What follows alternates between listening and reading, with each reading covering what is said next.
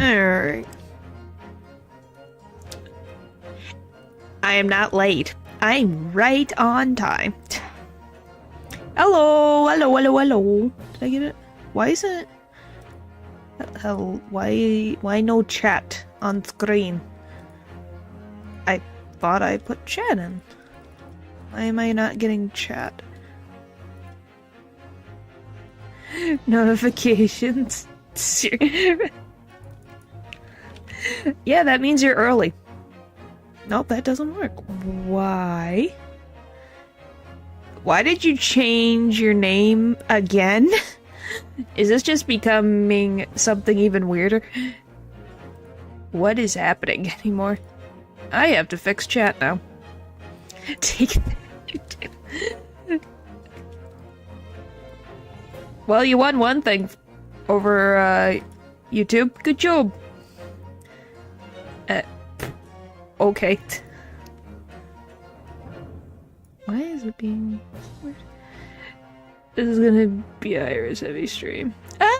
Definitely gonna be she's gonna be around, since she's gonna be our Susato for this trial, for whatever's going on with Susato. Hear a lot more of her theme. Probably. Oh yeah, I forgot, that's one of your favorite themes. Oh, not that. Yes, I'm fixing chat.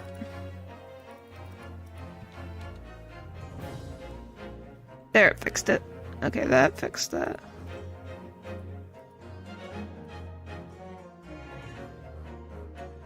Alright. Well,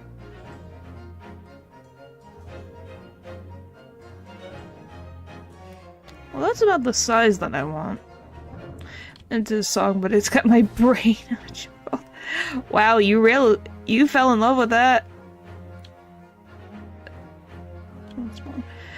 Well, you really like her theme song. Her theme. I'm the same size. It's not just a little. No, there we go. That's a little small. A little bigger. Sorry, I'm fixing chat. I know you guys enjoy watching me do this. Do it for this game. Maybe I wouldn't be. There's credits in the game, so if you let me. Alright. There. Ah. I don't like that line there, so let me. Boop, boop, boop. There we go. Fixed. Fixed. Two-way stream, setup stream. Ha. I know about that.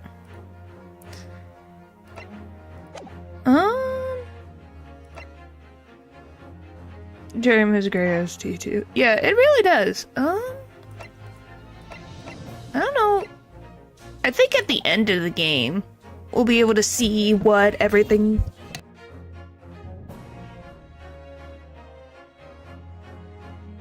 We'll see what.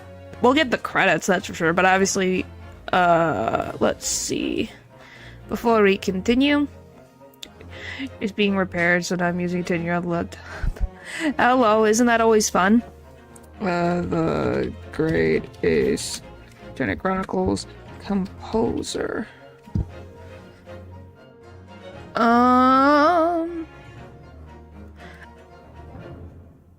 Let's see. There's 3 composers for the game. There's Yasubasa Kitagawa, Hiromitsu Miba, and Yoshia Terayama. Yes, you're on time. A bit away to the end would be funnier. But yeah, there's 3 composers for this game. 3 different people composed this. But yes, we haven't continued the story yet, but now we are going to. Oh yeah, the important message. The stream was started an hour ago.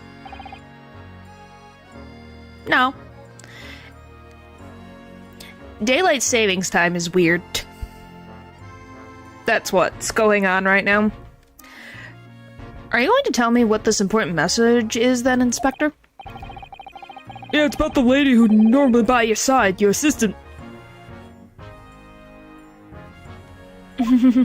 Yeah, there's 3 composers for the entire game. Dear Susie, is she alright? She's at the station, isn't she? Being questioned, I believe. Nope, not more. She had to head off. Head off? Where? He does have a chin. It's right there. What do you mean? Lord Strongheart's office, of course. He summoned her. Ah, yes, of course. I'd forgotten about that. One of the whipstocks took her there in a yard carriage after we finished questioning her. But she asked us to tell you she didn't have the fare for the return journey and to go and meet her there. She's got nerve. Uses Scotland Yard as bloomin' messaging service. His skull is a tube. Same width as his neck. I won't disagree with that.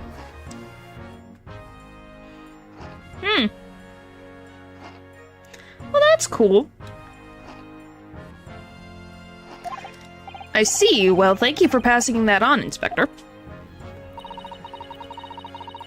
Why did Susie have to go to see the Lord Chief Justice? She didn't tell me. But I better head over to the Lord Chief Justice office to fetch her right away. Isn't that an infinite fish stick? Yes. It is. A new fish appears. Or Chief Justice Office. That is a title, man. 16th of April, British Supreme Court, Lord Chief Justice's Office. I don't know, you'd have to ask him or Scotland Yard for that. I have no idea if it's magic. Yes, no matter how many times I come here, I always get the same sense of oppressiveness somehow. He was feeling bad about it for him forever ago, and he felt like it was a gift for everyone he fixed with it for him. Yeah, sometimes people feel that way, but hey, he's using it now, so that's all that matters. So please, careful. What is the purpose? What you make of it? There's something in life that you strive towards, so that's what makes humans keep going, to my understanding. Do you think the place is oppressive? I think it's normal. Now I'm just thinking of that frickin' quote, golly. How so? I mean, look at the suit of armor over there. You can't take that seriously, can you? Maybe it thinks the same about you. So everything is clear with regard to tomorrow's arrangements, I trust?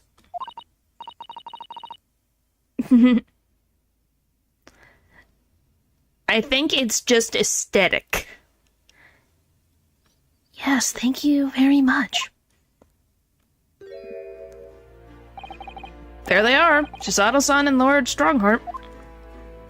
I wonder what they're talking about. They both look very serious. Very good, there's nothing further to discuss. You may return to your lodgings.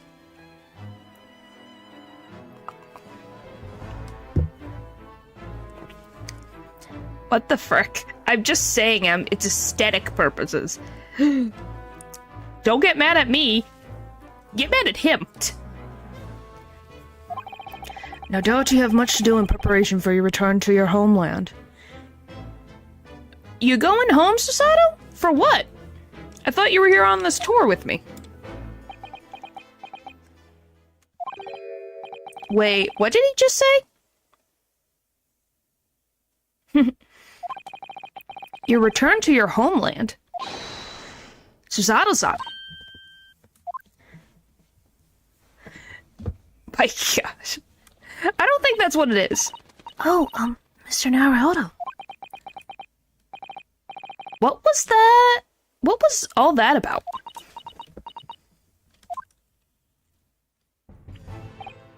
Mr. Naruto, thank you for coming to collect your colleague. What is this all about? Why were you talking about Miss Sasato's return to her homeland? member of the duo? I don't know. Maybe Strongheart keeps pets of birds. I don't know. And tomorrow? You're leaving tomorrow? Why? Tomorrow? But what about Ginny's trial? You mean she's been formally charged now? Oh dear. What do you mean? I don't know all. Yeah, you have some questions. Returning to our homeland. Miss Asano, what's this all about? Oh, please don't concern yourself, Mr. Naruto. It's only me going back to Japan.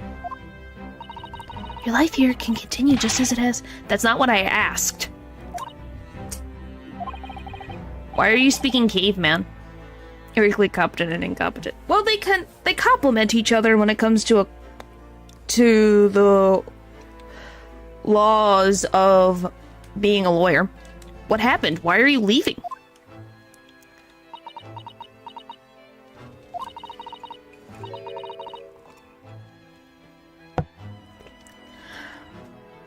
It's my father. He's fallen ill. That makes sense. I was more worried that she was being pushed into an engagement. But I still feel bad for her father. Don't smart. Uh-huh. Okay. Is generally smart, but then buys into Herlock's unhinged ideas way too easily. Well, she's like 16? 17? Not that. She's 16.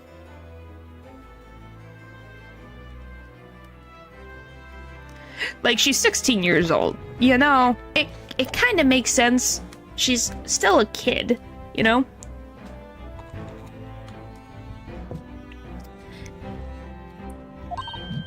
Oh no! Yeah, she's starstruck. Professor Mikotoba?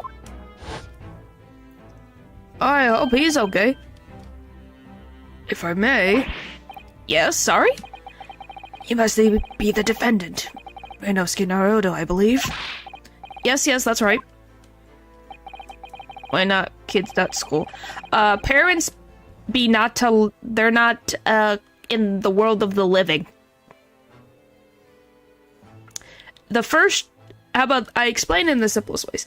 Iris, the little girl, the 10-year-old, her mother died during childbirth, and her father was the murder victim in the first trial of the game. So Herlock is taking care of Iris because Iris's father was friends with Herlock. So yeah. What do you mean, need to do better? What do you mean? My name is Yujin Mikotoba. I'm a professor of forensic science at Yume University. We received an international telegram from the Empire of Japan informing us of the news. 10 days ago, Father collapsed with a fever. The cause is apparently unknown. 10 days ago? And he still has a fever? What the frick?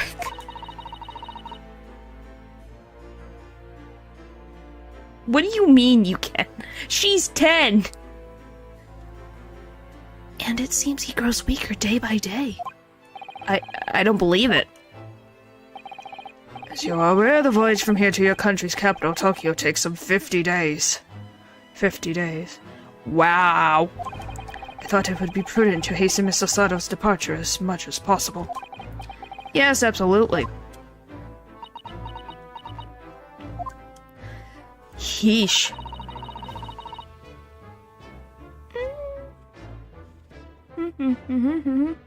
Not me, but hey, I've met tons of people who were raised by a stepdad in my time here on Earth.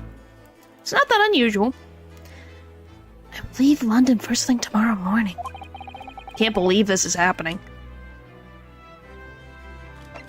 Gina's trial.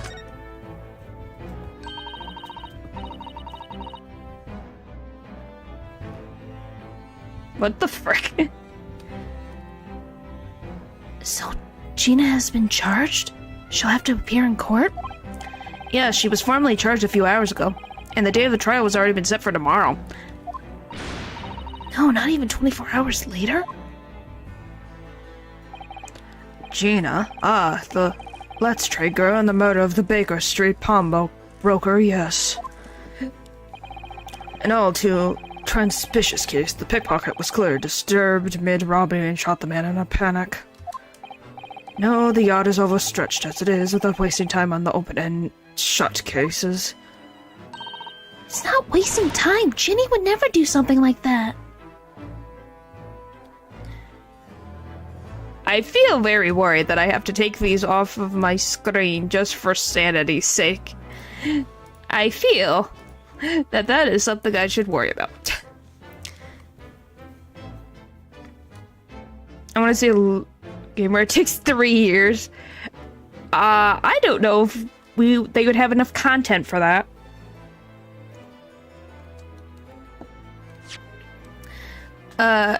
Gina is, this one. I'm an engineer. My gosh. But yeah, Gina, the one who was from the Mr. Magnus McGuile, that thing, that trial. Yep. She is.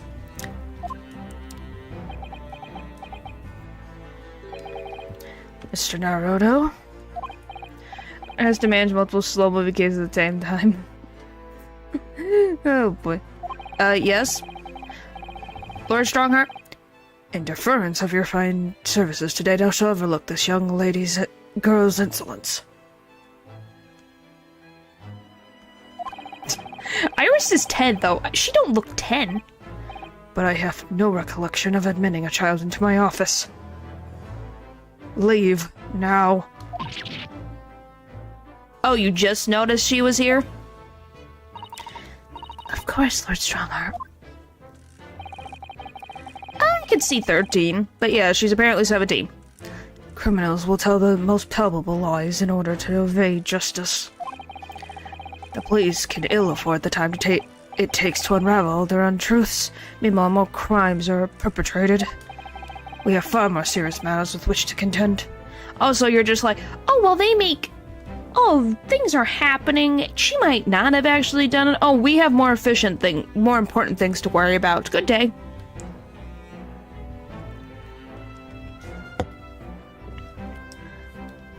Well, yes, they exist all the time. But you also have to remember this is also drawings. I'm like, she looks like she could be 17. Serious matters. Didn't Gregson mention something like that yesterday? I don't even know what... I don't know if that's a joke too far. It depends on the context of what you're trying to make in that joke. Yes, Inspector Gregson made a similar remark yesterday. It's no concern of yours, though I'm sure I need not remind you of that.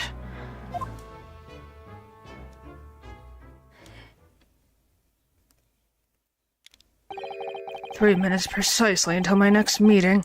You must excuse me." I'm saying that they are workaholics. Well, even then, you would still probably come across kids out in the world, i.e. they need to touch grass. Oh, that's what you mean? Huh. I guess that is another interpretation.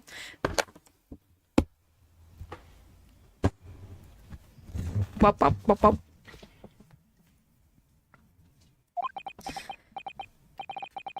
There's just one more thing, Lord Strongheart.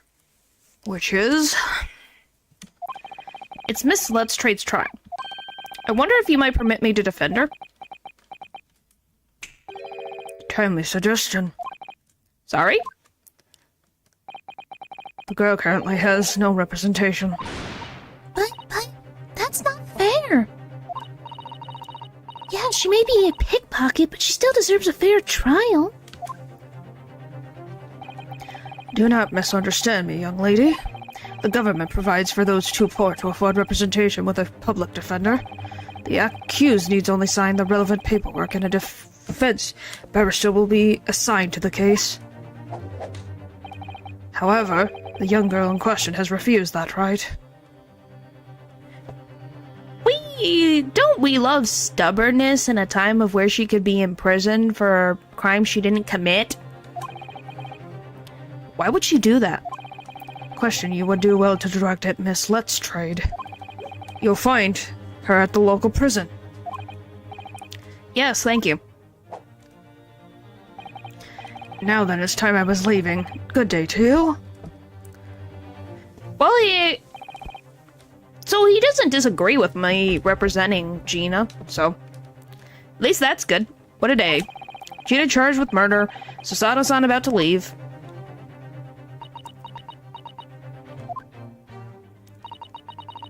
Come, Mr. Naruto. Iris, we must make haste. But, Susie... Her father's sick, and has been sick for 10 days straight with a fever that they can't figure out, and he's getting weaker by the second.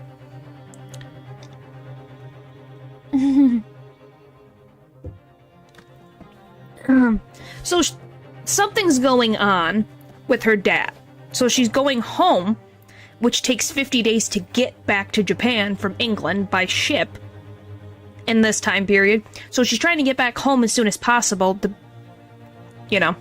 yeah, her dad's sick. You're leaving for Japan tomorrow, aren't you? Tomorrow morning, aren't you? Don't you have packing and things to do? As Mr. Naruto's judicial assistant, my personal circumstances are of no consequence. My sole purpose remains to help you in whatever way I can. Well, apparently. It's gotta be by ship, right? I don't think... That's at least how we got here, was by ship, so I'm assuming she's taking a ship back to Japan. Thank you, Miss Sasato. That's a very pensive look. I think we ought to visit Gina first. In any case, I should like to wish her well before I leave. Yes, that sounds like a good idea. Let's go. If I'm honest, this has completely thrown me off. I'll just have to do what I can as a lawyer. Alright. Yeah, we got lots of things to go with.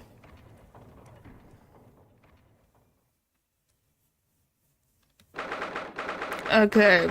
Local prison, cell 13. Ah. Hello again, Gina. Once again, why did they leave her with that?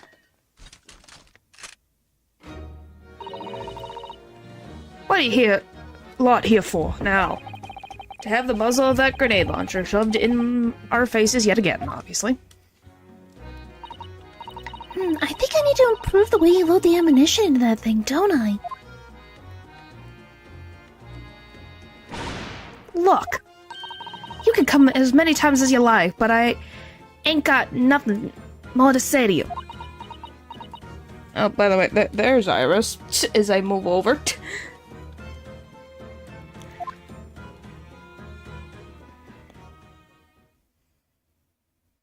This is going well. Gina, I wonder if you might hear me out. There's something I'd like to say.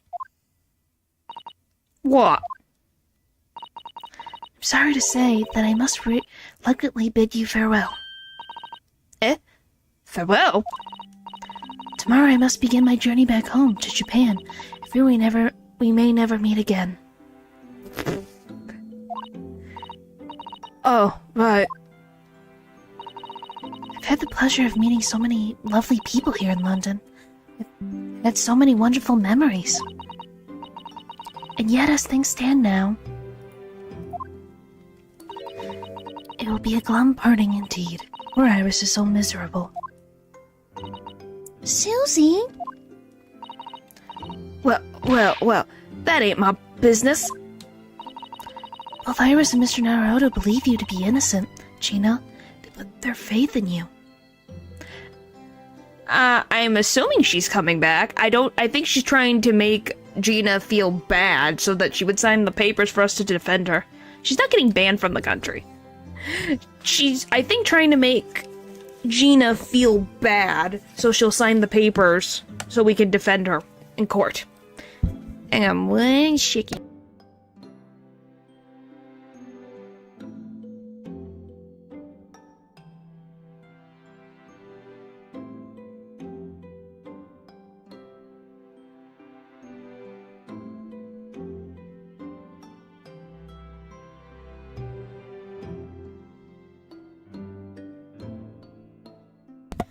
But yeah, to my knowledge, she is not getting banned from England.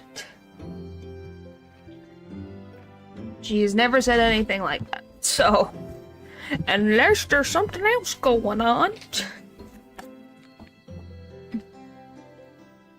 that she hasn't said. Bidoop. Okay. But somehow, you can't find it in your heart to put your faith in them. Yeah, that's right, I can't. What of it? It grieves me greatly to have to say goodbye to my friends when they were so clearly unhappy. Because of you. Well, I guess right. What? It's my fault? Yeah, so I have one final request, Gina. For our paths never cross again.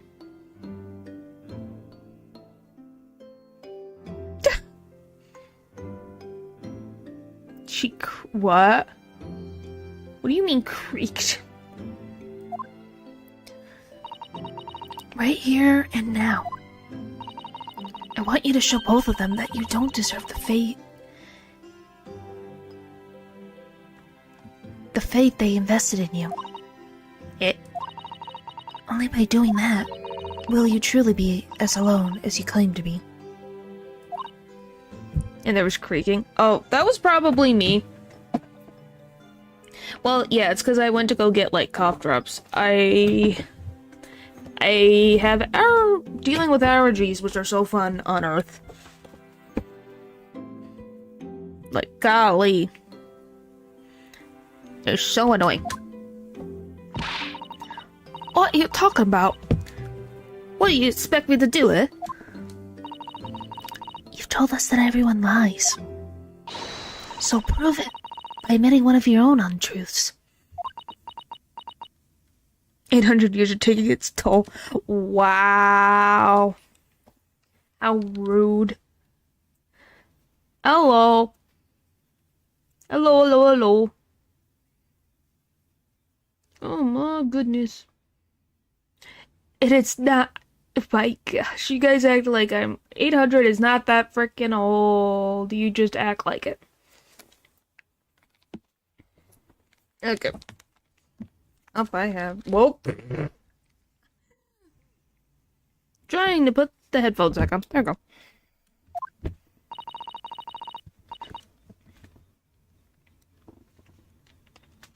Nothing much. We're just talking with Gina. Oh, and Susato's leaving. Back to Japan. What about what you said before, Ginny? You said something about unforgivable lies. You must tell Mr. Naruto and Iris the truth now. This is my last request before I leave. My last request as a judicial assistant.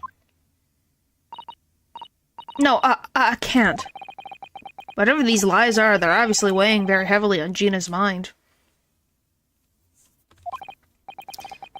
Gina, I could be wrong, but... Well, obviously they're enjoying it, so that's a good thing. Ta. Is it something to do with what happened 2 months ago? Something about that trial? Yeah, about Magnus McGild? The one in which Magnus McGild was acquitted? And now is dead? The case of that mysterious murder that took place inside the omnibus. You were called as a witness by the prosecution. Is that what this is about? And now they're told, yep. Yeah, you're right. Because in that trial, You lied? I lied. I lied like you wouldn't believe. Will you tell us about it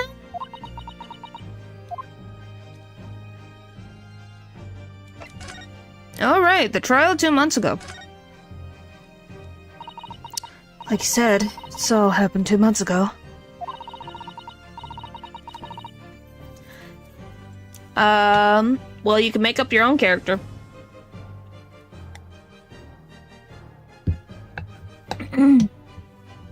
Or you could have them fight the gods. If you wanted.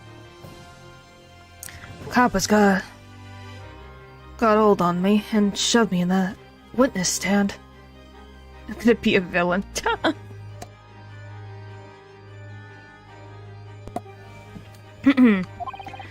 And based on your testimony, Mr. McGill was declared innocent.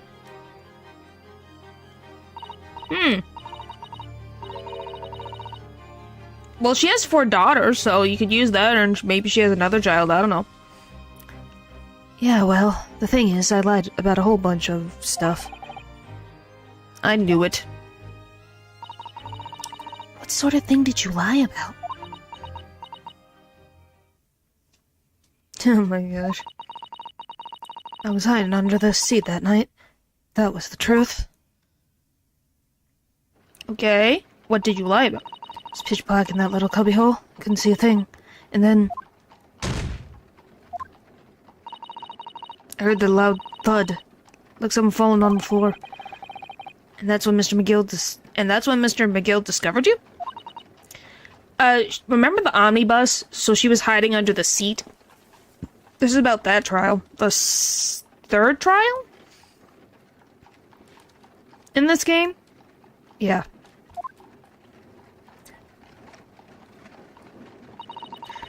Pulled me out from under the seat and set me next to the dead man. There wasn't much light to see by, but when I looked at me hands and had the coves of blood over them, all over them, so scared, couldn't even speak. Yeah, that's there. You had his blood on your hands? In other words, it was Gita that the witnesses on the roof deck saw through the skylight. Then Mr. McGill started asking you questions, I suppose. Who you were and why you were hiding under the seat. Yeah, he did. Only, that's not all. What do you mean? I mean, he threatened me. There's so many ropes in the story. There is! Threatened you how? Made me swear what I'd seen and what I heard.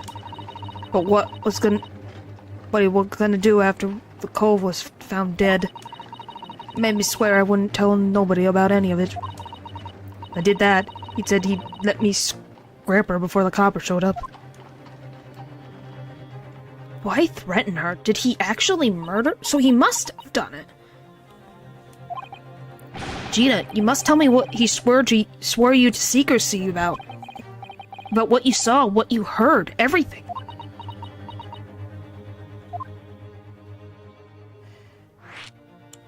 What you saw. You said McGill made you swear not to tell anybody what you saw. But you were in the pitch black compartment under the seat the whole time, weren't you? Yes, with Mr. McGill sitting above your head, if I remember correctly. Yeah, that's true, but when I heard the thud of the cove in the floor, I let a little scream, so he couldn't help it. McGill heard that and dragged me out by me arm, and that's when I saw it. It was on the floor next to the old geezer. What had been stabbed. Disc all bright and shiny. A disc? Like the disc that... I don't think we have the disc in our inventory right now. We don't.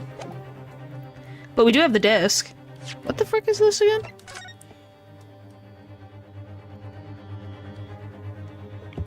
Oh, a small box deadline. Oh yeah, I remember this. Oh, you're trying to match your accent.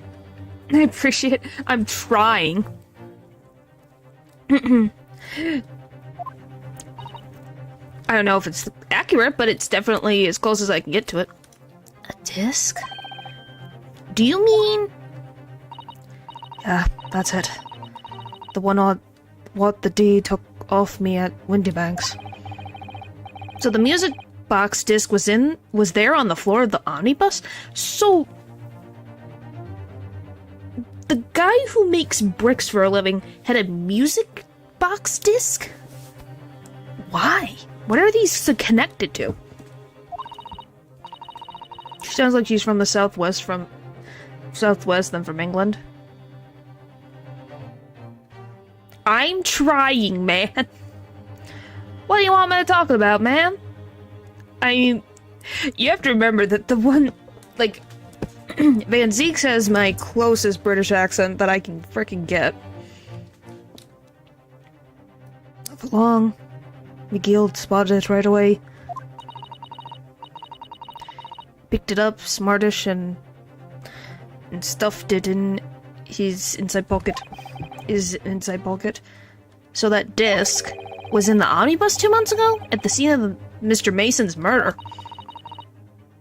And that bug trotter told me. I would utter a word of it to no one. And the disc had blood on it.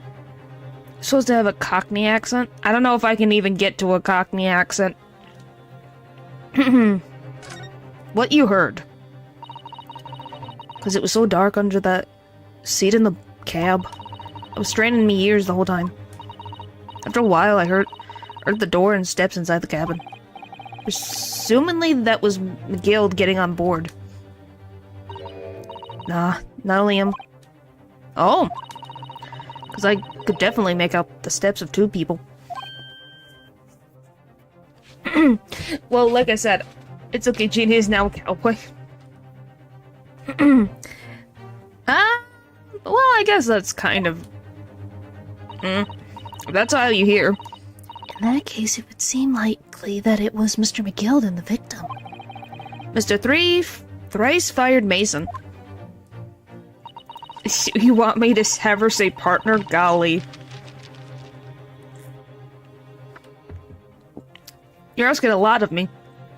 In his testimony during the trial, Mr. McGill claimed he slept during the carriage ride. Yes, you did. You did. You did. I think you appeared just after him. Like he left. Well, here, to make you feel better. There you go. There you go. This is just like Lou with Boot Hill. I think it was after. Like after he... Ah.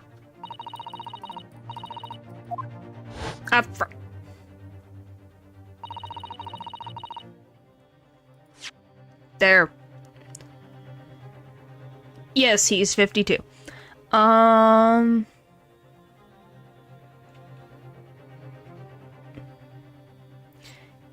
Yeah, you came in just after. He looks older, to be honest. Well, that means he looks good for his age.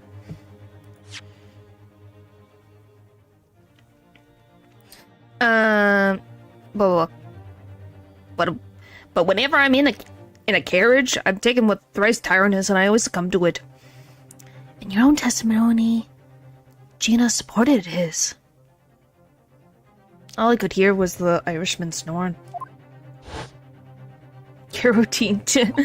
Yeah, that would definitely help you in your youth. Help you with youthful look when you become an old cat.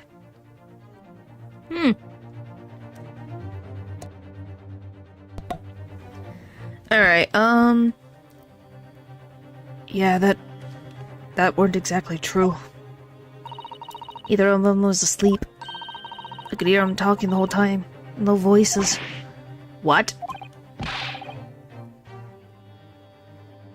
Yeah, in traditional standards, you should look younger. Yeah. What? What were they talking about? Sorry, I don't know. The sound or the oars and the wheels was too loud. That still tells us something. Mr. McGill and the victim knew each other. Well, besides debt, they had, he was in debt to McGill. So Mason talking to him is not surprising? But I wonder what they were talking about during that time.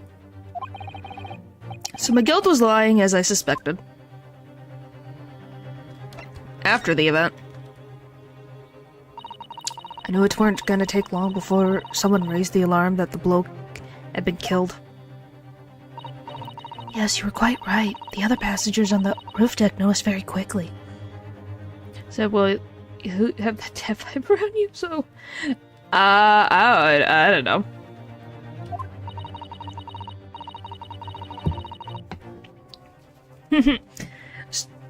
So when the cab came to a stop, McGill told me to hide under the seat again. Climbed in and waited. Two coves from up top ran off to get the coppers. Yes, Mr. Fairplay and Mr. First. Right, and after they're gone, McGill asked the driver to do him a favor. A favor? Now then, Villa, what I need you to do is take this coat of mine and deposit it with a nearby pawnbroker. And for your troubles, let's see now. I'll give you 10 guineas. A nearby pawnbroker? You mean on Baker Street? Well, this really does all connect together. This is wild. Yep, you got it. It was Windy Banks. Coachy snapped up the money and ran off to pop this coat as fast as he could. So there was no one left in the carriage. McGill opened the box under the seat and let me get out of there. But not without conditions. I see. Conditions. What were McGill's conditions then? For letting you go free, I mean. Not telling a soul, not for anything. But what I saw, what I heard. And there was something else as well. There's more? Yeah, this is the most important thing, he said.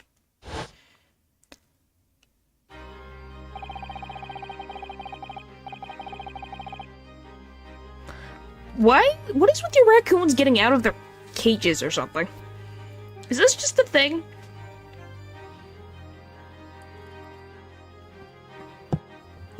Golly.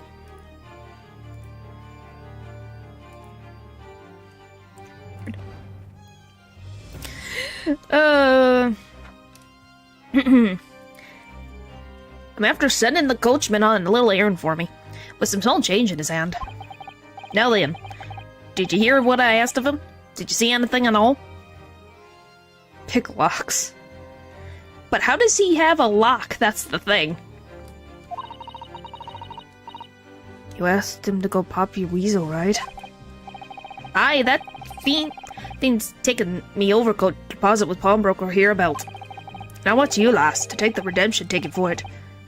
Do you understand? What? You want me to have the ticket? That's right, and I'll come fetch it from you later. Sometime within the next 2 months. You hang on to it till then, is that clear? And whatever you do, don't lose it. Alright then. In case I might happen to be delayed at all, you're to go to the pawn shop, Windy Bank so it is, and you're to extend the loan before the 2 months is up. If you forget, the article will be forfeited, and any old fiend can come along and buy it. But I ain't that kind of old brass. What the frick? Here's £5. That should be enough. Do we understand each other, lass? Don't try anything funny now. Go against me. Get it? Good, and one more thing. In a few days from now, You'd be visited by the police, I have no doubt. The coppers? The coppers?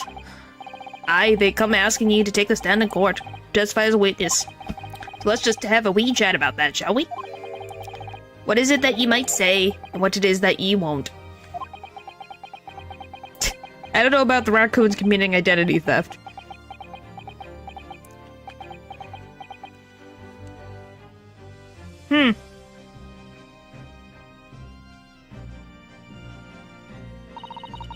After he got out of it all, I piked it. As far as away from there as I could. He hid the pawnbroker's ticket in some bushes near the scene. I went to fetch it the next day once it got dark.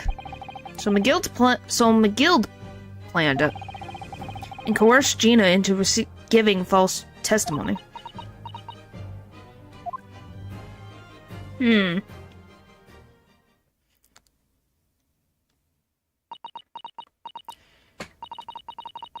Bet you're ready to string me up, eh? I lied in that big old courtroom. I told some corkers. The thing is, he said he would make it so we couldn't live in the East End no more. That's what he threatened me with. What a wicked man! You know, everything went on in the back slums. You know what, we had no one to look after us, and we was all just looking out for each other, getting by together. So you mean Mr. McGill would have... In a heartbeat. He could have had the rest of us chased out of there if he wanted. So he was threatening the safety of her and her friends' home in the slums. What a piece of garbage. And then where could we have gone, eh? Nowhere, that's where. So, I didn't have no choice. Thank you, Gina, for telling us everything. But I'm for it now, eh? Go on, admit it. Must be livid. Well, you can make amends by doing me a simple favor. Favor? What? Sign the representation papers for tomorrow's trial. Yeah. Eh? If you don't actually want me to represent you in court, you can rip it up later. But we need that paperwork or we can't investigate. The police won't let us. Investigate what? The scene of the incident last night. Mr. Shlomes was shot, you see. You what? Harley's having a big operation right now, Ginny. Is it bad? Is he gonna be alright? Holmes, he's gonna be alright, right? Shlomes, excuse me. Wow, so she does have a soul. He cares about Herlock. Aww.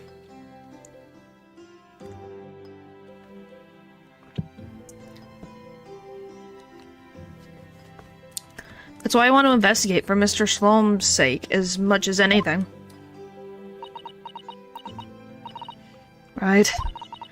So what you're saying is, if I sign that bit of paper, everyone's happy, is that it? Something like that. Mrs. Saddle? Yes, of course. I have the representation papers here. She's fast. Golly.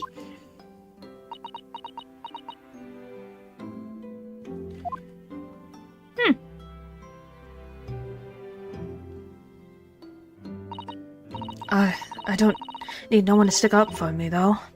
No lawyer or nothing.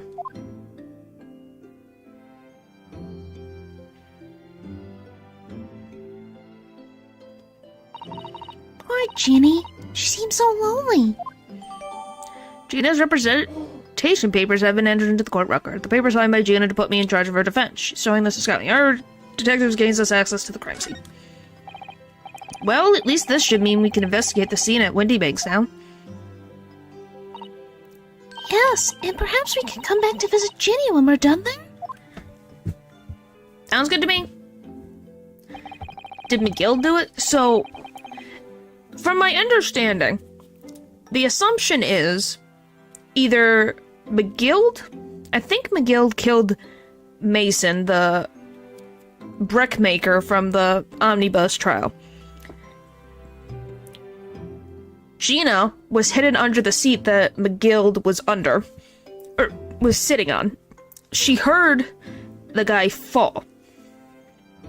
Mason fall when he was stabbed. She made a noise, so McGill sat up, opened up the cubbyhole, and found her in there. Had her sit next to the dead body of Mason, questioned her. What did she hear? He paid off the... So once they stopped, the two guys on the top of the omnibus went to go get the police. And McGill paid off the bus driver to have him take his jacket to Windy Banks. This pawnbroker, the guy who was murdered, put it there, put his coat in. And then he told Gina to go pick it up to get the ticket that he hid in the bushes the next day. And in 2 months, to extend the amount of time for that coat to be in Windy Banks. And if she didn't, and also made her make sure to say what he wanted her to say in court and what not to say, or her and her friends would be kicked out of the slums where they were living. Hopefully that makes sense. I feel like we finally cracked Gina. She's opened up to us at last. And now I have her representation papers. No one else knows just what a responsibility that is. Anyway, for now it means Inspector Gregson can't stop us from investigating at Windy Banks.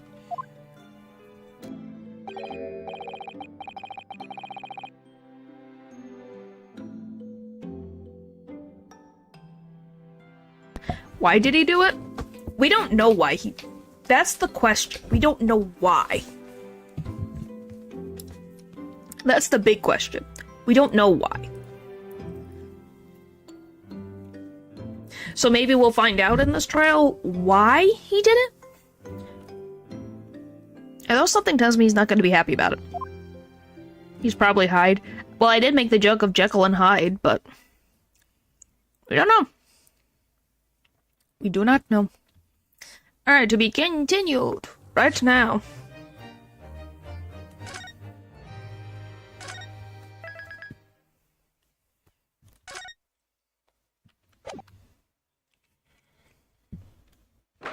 Mm-hmm. 16th of April, 1:26 p.m., Windy Banks Brewery. Here we are, again at the scene of the crime. Now to thrust these representation papers in Gregson's face and see what he makes of them. Hi, Gregson. Hello again, Inspector. Do you have a minute, please? What's it now? Should go home and get some rest. Here you are, Gregsy. Here are the representation papers. Your ladyship. Oh! I don't believe it. How the devil did you get that stubborn little ragbash to sign that? I salute you. That is good work, that is. I can see you've been very busy here as well. How about some tea? It's a special blend designed to relieve fatigue. Does he have his own, teacup or something? Just in case she comes by. Ah, lovely. Well, let's see now. Yes, I hardly feel tired at all. Feels fit as a fiddle, your ladyship. Would it be alright if we investigate the scene of the crime, then? Do as you please. You know where it happened? Through the door behind the counter. Thanks, Gregson. Yes, the storeroom. That's where I discovered Mr. Windybank and Gina.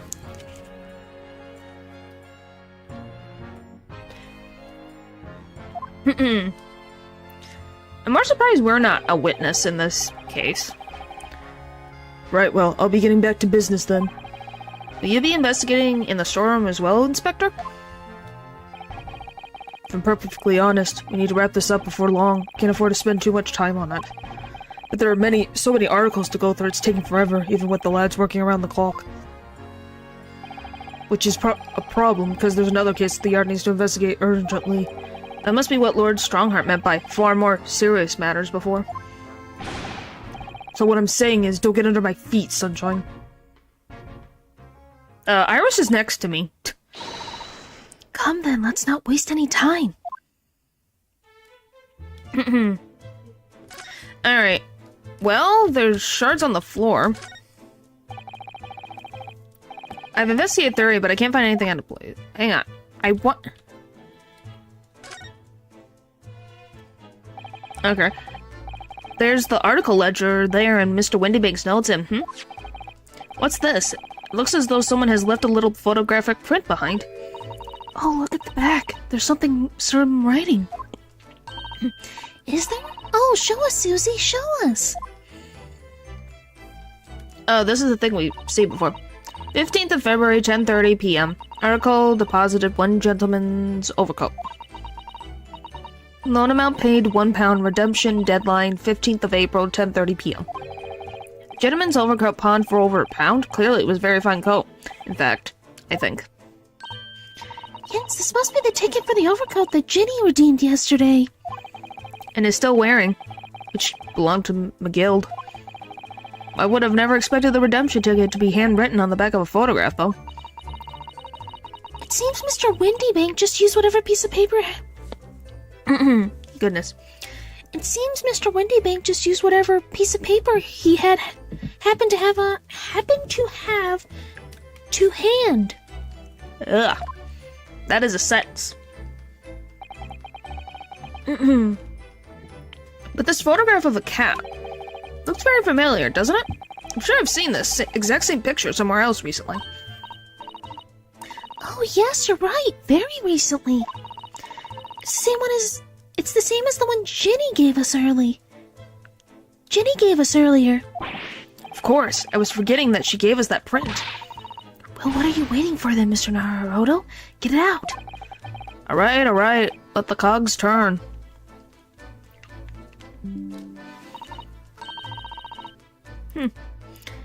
Yes, they are exactly the same. That was a tough one. It was like, the sentence was like, huh? I got it. These two photographs hide an amazing secret. A secret? What does she mean? You must tell us, Iris, at once.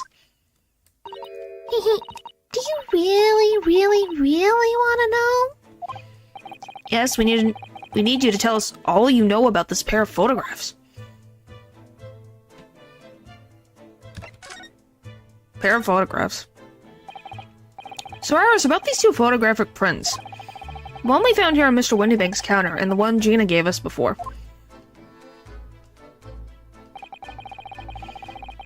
Yeah, well... Are they the same, or am I going crazy? The cat looks like its head is slightly different.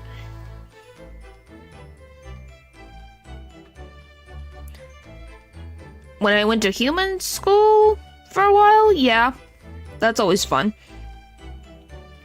What is this amazing secret you mentioned that's hidden between the two identical prints? Yeah, they are identical from what I could tell. I was like, it looks a little bit different. Actually, that's not quite right. Sorry? If you look carefully, the two prints aren't the same. Not exactly. They're not? They're slightly different. Here, have another look at them now. It's like I said, the cat looks different. Can you see that they're just slightly different from each other? I think so. It's very subtle, though. Yeah. What's the reason for the subtle difference between the two prints? Oh, well, it's because they're set, you see. A set? No, I don't. This pair of photographs is meant to be turned into a stereoscope. Everyone in London is raving about them at the moment. Oh. That makes sense. Ah, stereoscope. Why do I feel as though I've heard that word before recently? Oh, yes. That's what Mr. Sloan showed us yesterday. But why would you rate it on that, of all things? You see? There it is, just over there. Ah, yes, of course. That magic machine that makes pictures look almost real enough to touch. Well, actually, it's quite possible to see the same depth in pictures, even without one of those contraptions. What? Really? Do you know how a pair of flat photographic prints can appear to have any depth in the first place? No, I have no idea. Oh, wonderful! Then I'll be able to tell you. She's over the moon, bless her. Should we let her explain, though? We really need to carry on investigating the scene. I, for one, simply have to know. How stereoscopic prints work. If you cross your eyes, golly. Have you ever considered, Runo, how our eyes see depth in the world around us? Well, I just opened them, and it works. But the reason it works is because we have two eyes. 2 eyes. Shocking. If you try closing just one eye at a time, I think you'll see straight away. What you see with your left eye, and what you see with your right eye, are ever so slightly different. You get a different view with each eye. Well, yeah. Because certain things change. I can't even do, like, winking. I can't wink. I can blink.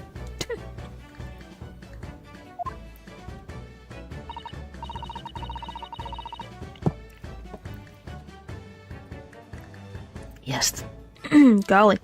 yes, the position of objects seem to shift slightly. Exactly, and in your head, your brain uses that shift to estimate a depth, as it merges the two views into one. That's how we can sense depth in everything we see. I love that we're being told by a 10-year-old. When we are, assumingly, a college student. I can blink. I can't wink. I can't wink. I don't think. Let's see. Nope, can't. At least not at this moment. My brain really is amazing, isn't it? It does so much without telling me. Ah, I think I see. So the pair of photographs consists of a left eye view and a right eye view. Is that right?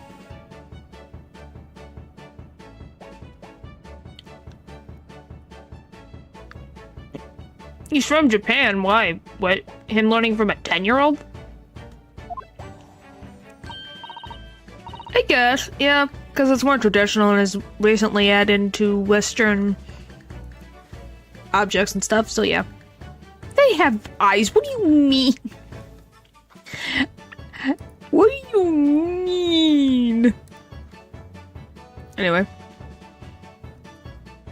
Oh, well done, Susie. You're so quick.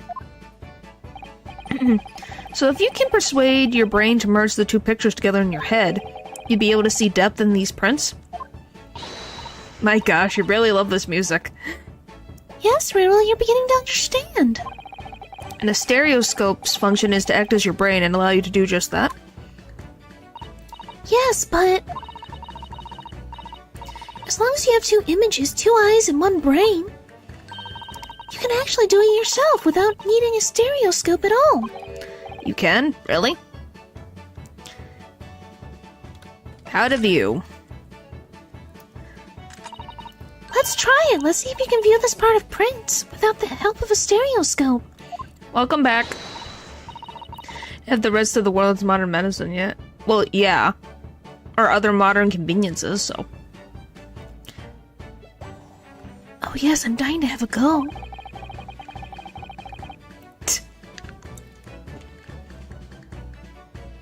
Oh, you figured it out?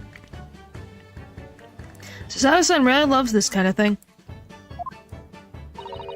You need to be able to cross your eyes. That's the main thing. Can you both do that?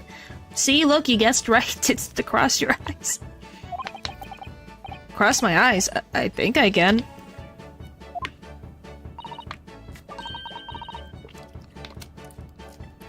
Watch me and see if you can copy. Oh my god.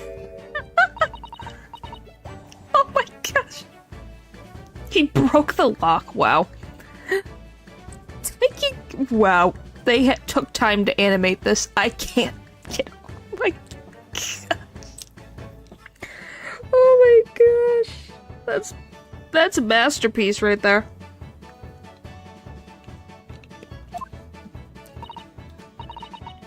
Oh no. Alright, let me try. Are you ready, Mr. Naruto? She gonna do it too? Oh my god. Well then get rid of the spider. Thumbnail material. Get rid of it then! I am terrified. Well yeah, squash it then. Squash it! TVC characters, oh my gosh. I am paralyzed. Oh, come on. You're not paralyzed if you could type. There, how's that? It's not poison it.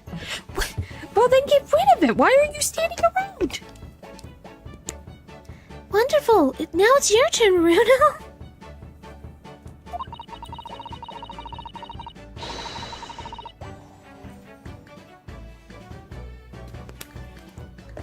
Golly.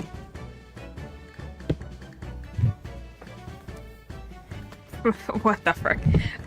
Well, get rid of it! Like, you have to have something nearby that you could squish it with, right? There's gotta be something. Like, find a book or a notebook or something and just smack it. What if it bites me? Well, I don't know what to tell you. If you don't want to squish it, then put a notebook and slide under it. The trick is to concentrate on looking at the bridge of your nose with both eyes at the same time. Not exactly an easy task when two people are staring at you cross-eyed. Alright, that's enough practice. Now let's try looking at the prints.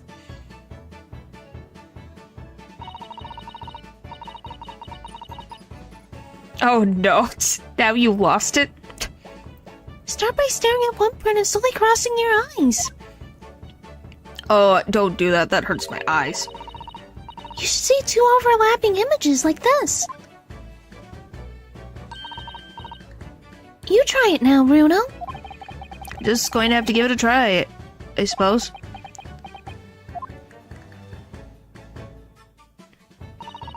Did the print split into two images for you? Now the next step is to put the pair of prints side by side like this and then try crossing your eyes again. From those spiders are very common and very dangerous. Makes sense. I don't blame you. I'm just saying you have to, like, if you're fast and get rid of it, then it's not a problem. That's all I can really say.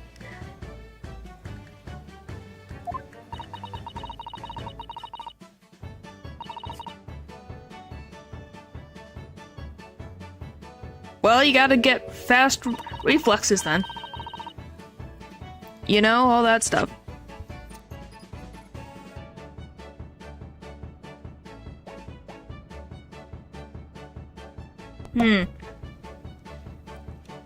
What in the frick? No burning of the house, golly. The prints should slowly merge together in town. They form a new single image in the center. Oh, yes! Mr. Naruto, it works. I can see it in the metal now. It looks so real, so I could look at it all day. I can't look at you all day with your eyes cross-eyed. I want to advise that your eyes might start to hurt.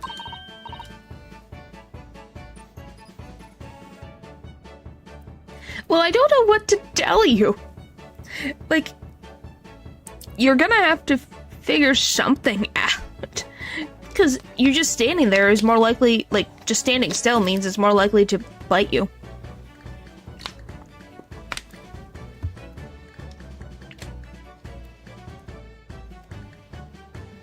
Your turn, Runo. Pretend you're looking through the two pictures and slowly cross your eyes. Well, you don't move, you might get bit, and if you move, you might get bit. So I guess you're just screwed either way. I don't know what to tell you. Keep adjusting the position of your eyes until the two images overlap exactly in the middle. Like this, is it?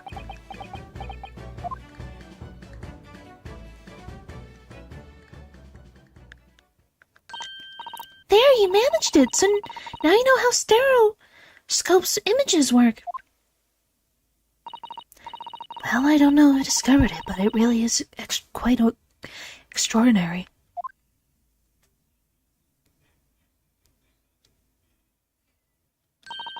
So what do you think of the stereoscopic prints then, Runo? They're certainly amazing, but it isn't easy to get the knack of viewing them properly. No, some people find it easier than others. But that's why contraptions like this exist. For people who find it tricky. Oh, I recognize that. We saw one over there yesterday, didn't we? Yeah, right there. If I remember correctly, there's this little knob here. Then set the pair of photographs in the stand and at the back end. Ta-da! Still amazing, even though I know roughly how it works now. Well, London seems to agree with you. Stereoscopes are very popular at the moment. You can find one of these folding contraptions in a lot of households in the capital currently. But if these little machines are so affordable, surely there's no need to go around staring cross-eyed at pictures like you hate them. Yeah. But it's much more satisfying to be able to see the effects with your own eyes. Well, I think so in any case. Stereoscopic pictures. I never even heard of them until yesterday. We certainly learned a lot about them, but I wonder if it's knowledge that I'll ever actually need. Probably.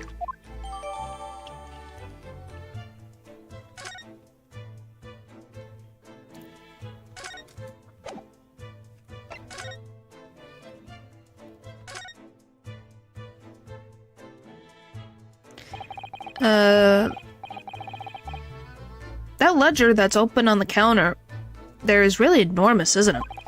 Must be an awful lot of work to keep track of all these hundreds of items in pawn. It's too much to think about. Better to sell it all and have a clear head if you ask me. But clearly Mr. Windybake was very careful when it came to the articles in his care.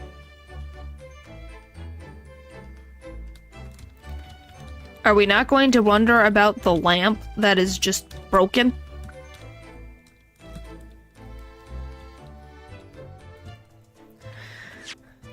Oh, not that.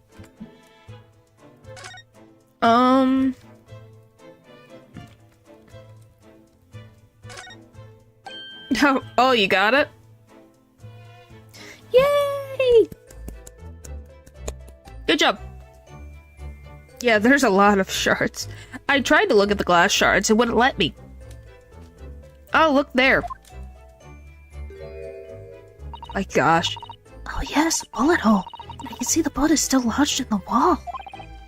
Presumably Mr. Windybake wasn't practicing with his revolver in his spare time. Oh, well. Mr. Slomes likes to practice in his drawing room whenever he can. He's very patriotic like that. I don't think that's safe. That seems very dangerous. Sorry? It's all there in the Adventures of Sherlock Sholmes, you know. Isn't that right, Iris? Into a chemical outfit fill it with bug spray. Wow. Well, I wish you luck on that endeavor. Hopefully you're able to sleep. Did I write something like that? Probably in jest, perhaps. In jest? Well, he doesn't do it often, and it's quite a dangerous pastime. Well, yeah. You're in a very tiny room. Yes, good luck, good luck, good luck. And Dylan, don't do that. I don't think it does. He doesn't do it often. He shouldn't even do it once. Forget that for now, Bruno. Let's examine this bullet. What's that around the bullet hole? Is it blood? A suspicious red stain on the calendar. Aha! I may well be able to help with that. What? There's nothing like the sight of blood to get the blood pumping, is there, Bruno? I have a feeling I'm not as bloody-minded as you, Iris. I'm afraid the sight of blood makes my blood run cold. There you have it, you see. When it comes to blood, we're all different types. Yes, what a scientific observation. So you need this. Oh no, what is that scary-looking thing? Hurley and I haven't actually come up with a name for it yet. But as soon as you see it in action, you'll understand what it does. Watch. What did you do? It's green. Oh, the color of the bloodstain has changed. There. Does it make sense now? No. Yes, I think I'm starting to understand. Good. It works on the principle that different people have different types of blood, you see. Yes, how wonderful. The chemical it fires combines with the blood and makes it change color. So you can identify whose blood it is that you're looking at in a flash. Oh, what a fabulous invention, Iris. Okay, so what does green mean? Isn't it? Isn't it? I bet Jimmy would say it's bleeding gray. So whose blood are we whose blood are we looking at then? Well, all the chemical does is turn the blood a different color, so just finding someone whose blood turns the same color and you'll know who it belongs to in a flash. Only one of us is coming out. Oh my gosh. It's more like two flashes, really, isn't it? One flash or two, this could well turn out to be a very valuable clue. So we must take note of it in the court record. One sample has been entered to the court record. Different people's blood turns different colors. Let's keep testing and adding the results of any other blood analysis to the portfolio. As long as I have the Regent left, sure. I don't really think there's anything else on this side except for that. Because, like, look, this counts part of this, it won't take it. Guess I could ask these guys, but I don't know. Behind that door is the storeroom, isn't it? That's what Grexy said.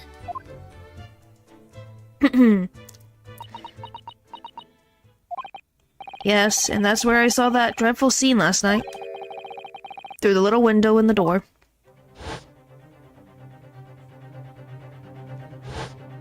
Yeah, that was something. It was just like, what? Mr. Whitneybank, face down on the floor, with Gina beside him.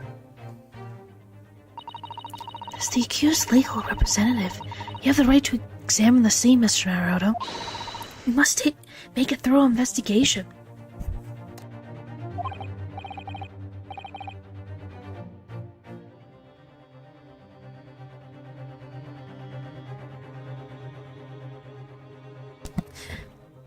Yes, of course, and we will. Behind that door, that's the real scene of the crime. That we know of. Don't worry, if there are any clues in there, I'll find them. Okay, can I go to the back room? Okay.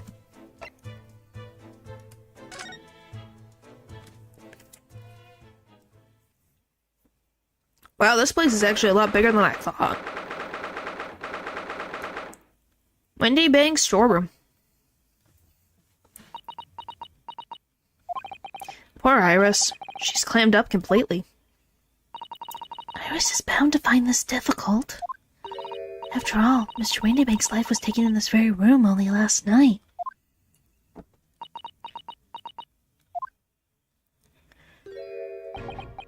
Hi, Gregson. Oh. Did he just leave? Wait, Inspector. What now, Sunshine? You took one look at me and tried to run away. You think a Scotland Yard inspector would run away from some jumped-up little defense lawyer, do you? Yes, I do. Well... I've never seen her ladyship looking like that before, is the thing. I don't know what to say to her. So you weren't running away from me. You were running away from a 10-year-old. I'm afraid this is all a little much for young Iris. Some gentle reassurance might go a long way, perhaps, Inspector. Yeah. Good try, Gregson. Let's see what you can do.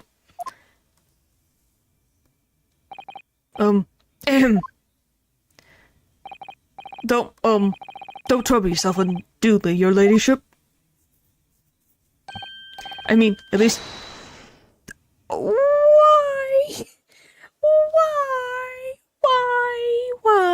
Why would you say that, Gregson?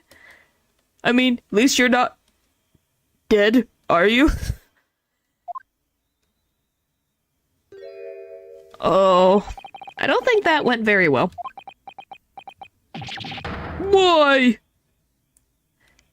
You know why? Look, I'm in the middle of an investigation here, Sunshine, and I told you not to get under my feet. And we have investigating to do ourselves. Yes. Yeah, he should hide. I'd like to hear more of what the socially inept inspector has to say. Oh, Hurley. And inquire into how Mr. Slum's operation is going. Well, I want to examine the crime scene first. The police have marked the position of the body with a chalk line.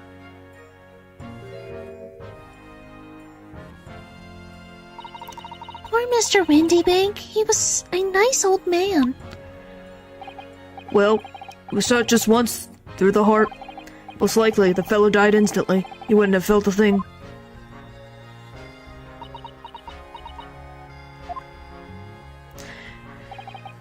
This must be his blood, then.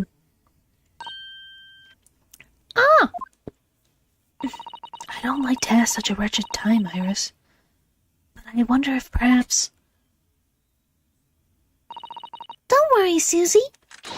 I'm ready for action. Is it green? Blue. Wait, does that mean Harlock's blood is green? Is the one that goes green. Windybank's is blue. So now we know the color the chemical turns when it reacts with Mr. Windybank's blood. It doesn't match our analysis of the bloodstain we found in the main shop. No, but let's add the sample to the others we've already collected anyway. Interesting. Okay. This is the revolver, a real one. And quite possibly the murder weapon used to take Mr. Windybank's life. What's the matter, Susie? You and Runa look like you were about to faint. Well, it's just that I've rarely seen a weapon in the flesh. And I've had issues with weapons in the past. Yeah, I wonder, the first chapter might jog your memory? But anyway, we saw Mr. Windybank with this yesterday, didn't we? Welcome back again. Oh, it is. I thought it was a bigger weapon.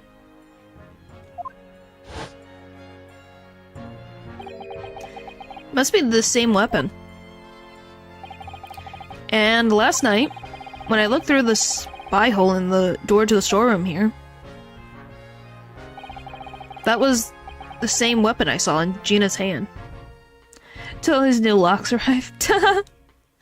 Oh boy. You must be so happy right now. Mr. Windybank told us that he only ever had a single bullet loaded in his weapon, didn't he? Well, it's empty now. The one and only bullet he had in his gun has been fired. Which makes me wonder, so there's a bullet out in the shop by the calendar. But then he was also shot at. So so it had to have been shot twice when Annie's trying to flee.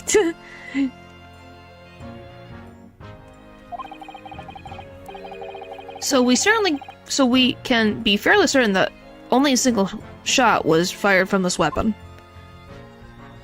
Until I find the body. That is true.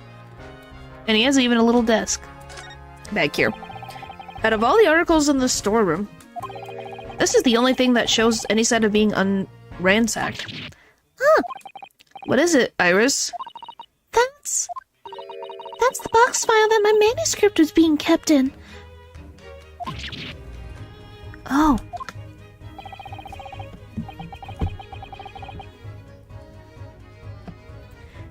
Iris's unpublished story, The Hound of the Bakersfields. Surely that's not what all this probably is. Sorry, Iris, but if you ask me, he sold it. Without telling you. We must check inside the box at once. Yes. Yes. Golly. In the where they have to put the shapes of the grip tool, golly.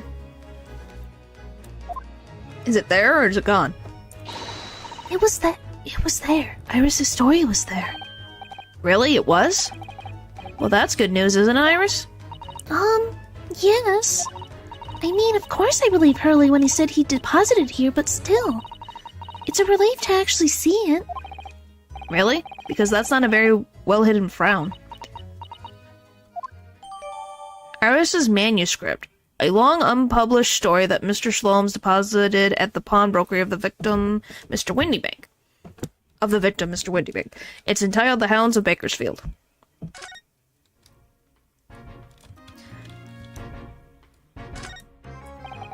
Look at all these articles that have been deposited. The room is stuffed full of them. I can't believe how many there are. A bicycle, a gramophone, and musical instruments. Even some enormous paintings. Look. Pieces of different people's lives quietly gathering dust in here together. There's something very peaceful about the atmosphere in here. Or at least there would be, if not for the chalk outline on the floor and the policeman shuffling around. Not much I can do about that, sunshine. So that's this. It won't let me go there. So is that all I can... Yeah, that's all I can get there. Alright, let's talk. The scene of the crime. So, Inspector, what do you make of the crime scene here? You got eyes, haven't you? Use them. It is what it looks like, nothing more, nothing less. Iris, could you lend me a hand? So, Grexy, what do you make of the crime scene here? Oh yes, your ladyship. Do allow me to humbly explain. Last night, shortly after the hour of 1 o'clock in the morning, Scotland Yard police attended the scene. The one and only door to this storeroom was found locked from the inside. So it was locked from the inside. The lock appears to be broken now, though. Was that the police officers doing? Quite right, ma'am. Quite right. We took the liberty of smashing the door in as humbly as possible.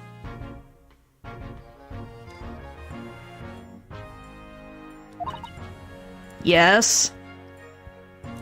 Oh. As you can see, the victim was discovered prostrate on the floor, thuswise. And next to the aforementioned body, we discovered the vile guttered child. Are you talking about Ginny? She's my friend, you know, Inspector. Miss Letstrade, the hapless girl, was curled up on the floor, dead to the world. She's still alive, you know. Yes, when I saw her, she appeared to be unconscious. And I'm afraid to say she had the weapon that was used in her left hand. No! It's late. Uh-huh. Okay. Presumably it's the weapon that's still down there on the floor now. You travel anywhere, where would it be? I think Ireland seems very nice. Obviously Japan seems nice. Kind of those places. Maybe even...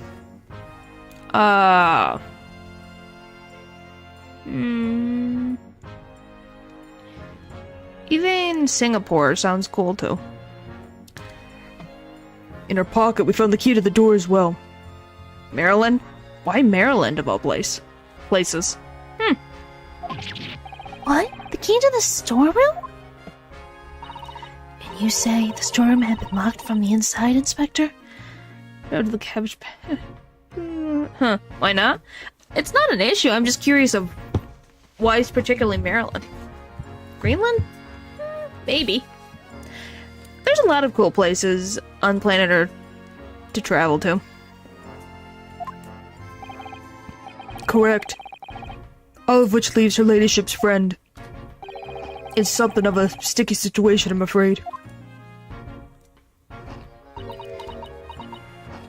Well, I'm gonna say this is not Gregson's fault. Obviously, he's explaining the scene, and it makes sense. Obviously, my personal opinion is that it's all some sort of misunderstanding.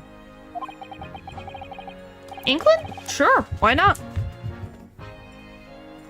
Why not? There's lots of places to see, and it's been around for a long time, so cool ruins to see, museums to look at. Fish and chips. Of course, Inspector. Of course it is. Anyone that's not from England, I would assume. Shalom's operation. Gregsy, do you know anything about Hurley? Is the operation finished? Is Hurley alright? Is he? Well, the thing is, Don't waste your words, Inspector, please. You don't mean to say that Mr. Slums is... No. I don't think I would want to go in. I'm going to stay far away from a battlefield as much as possible. That. nope. Nope. No. The operation's done and dusted. It's just that, well... Out with it. Yes, ma'am. He respects women. Good job, Gregson.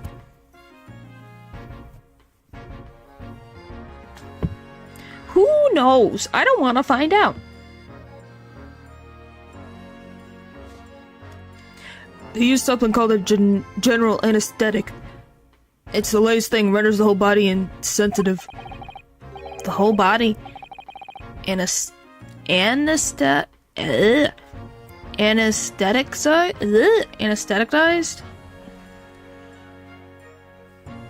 Is that even possible?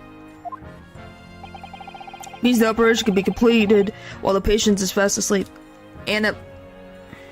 Anesthetic. Anesthetic.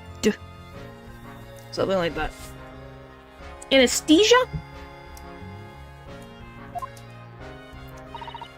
Goodness, in the Empire of Japan, we can just manage to provide laughing gas for a tooth extraction. Ugh. The trouble is, the latest thing isn't always the greatest thing, if you follow my meaning. Yeah, anesthesia. No, I'm not going to find out. Why do you want me to do that for? Couldn't get the medication to work at first, so it took hours for him to nod off, or so I hear. Now the op's finished, they can't get him to wake up, apparently. What? So, Herlock is currently stuck asleep and they can't wake him up. Yeah? Why does it have to be me? Oh my. No one knows if it's the anesthetic still in his system or if the bloke's just plain exhausted. What the frick? What do you mean? Just curious. There's others that exist. You can ask them. They'll probably say no to. What the frick is that? That must have been the raccoon. But anyway, all they can do is just stand back and watch until he comes around again. Hurley? The moment he opens his eyes, your ladyship, I swear I shall get word to you. What a surprise. Even in matters of life and death, Mr. Slomes has to do things his way. What the frick is happening? I'm just gonna say, whatever is happening is becoming, like, some words are words, but the rest of it is like, what are you doing? Okay.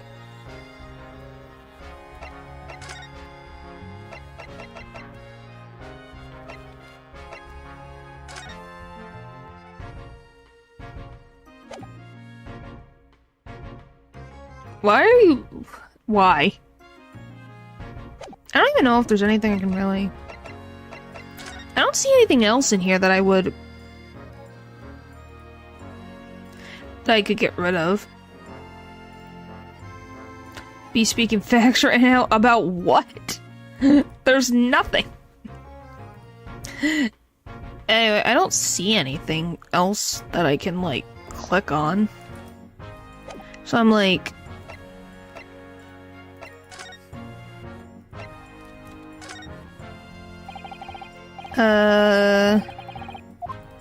He has nothing to say about it.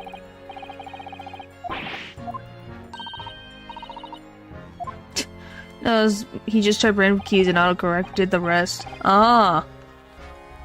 I was wondering how some of those were correct spelling.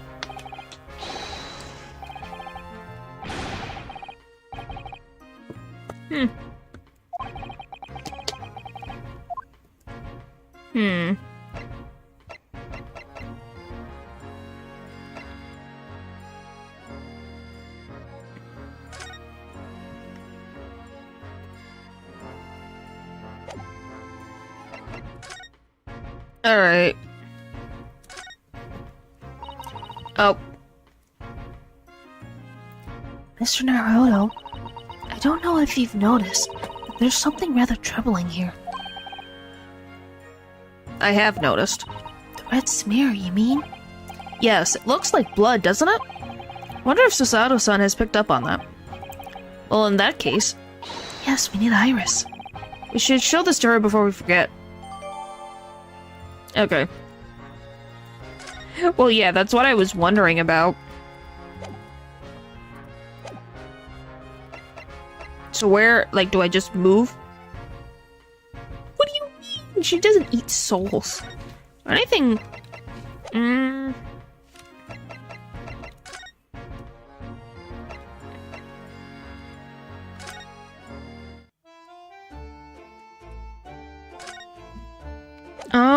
I'm just trying to find a spot. Nope, won't let me talk to Iris. What does it even mean?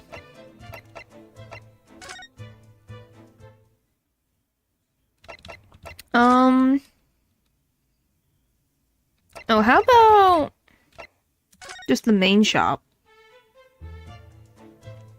Perfect.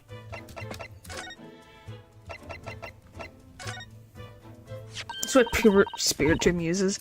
Yeah, I know. What do you mean? Oh, that looks like blood. I would say it's from a gloved finger. Almost certainly a glove made of leather. Well, don't worry, Runo. You can leave the rest to me.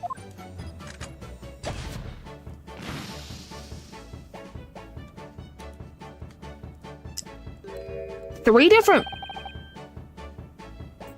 types of blood. Look at that. Yes, that's a color we haven't seen before, isn't it? simply must add it to the portfolio of blood samples. Could be an important clue. Although, it would be nice to find out whose blood these different colors correspond to at some point. She eats cookies. And other things.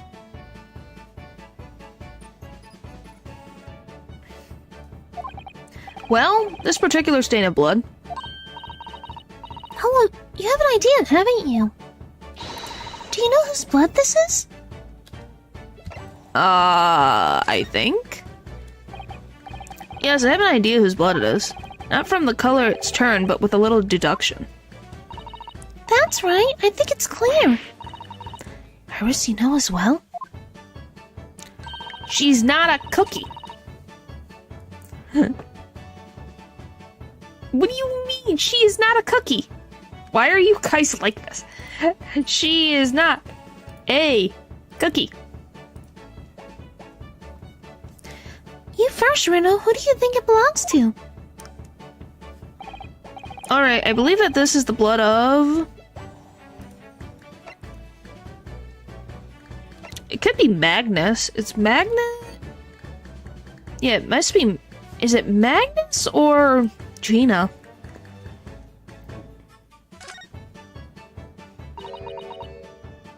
Mr. McGild?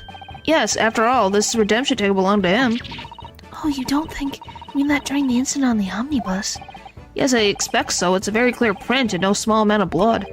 This must have resulted from a fairly serious accident, such as he might have sustained on the omnibus. Wait, but if I remember right, no sign of injury was found on Mr. McGill at all. Okay, so it's gotta be...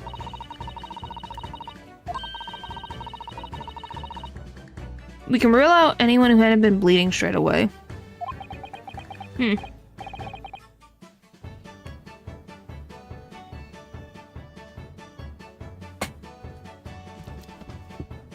Huh? I think you still don't know what you're trying to do.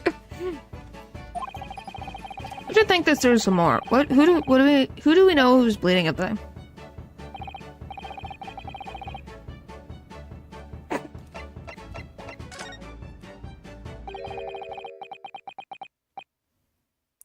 Rice fired Mason? You don't sound very sure of yourself the way you trailed off there.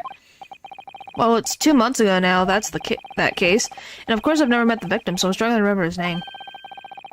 It was definitely thrice fired, though. The victim? The victim of the omnibus?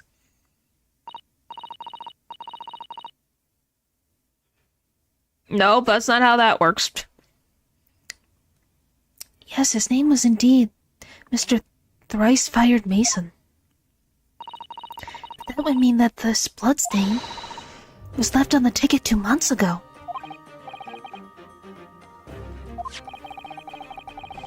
Gina brought this ticket here to Windy Banks yesterday.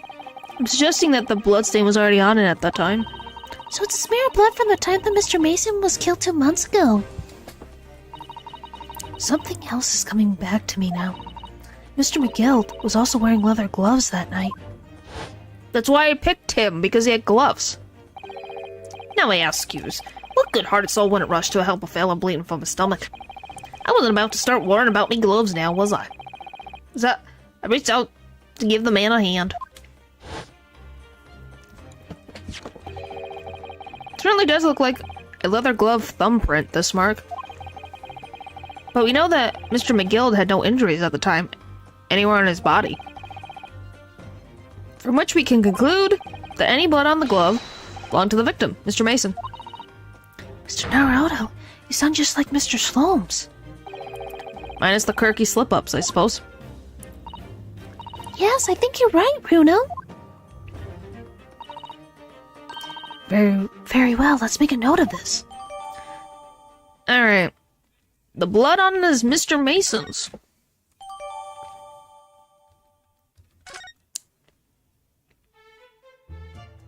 Alright. Hello.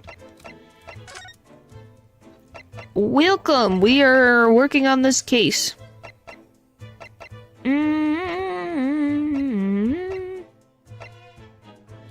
Is there anything else in the main shop?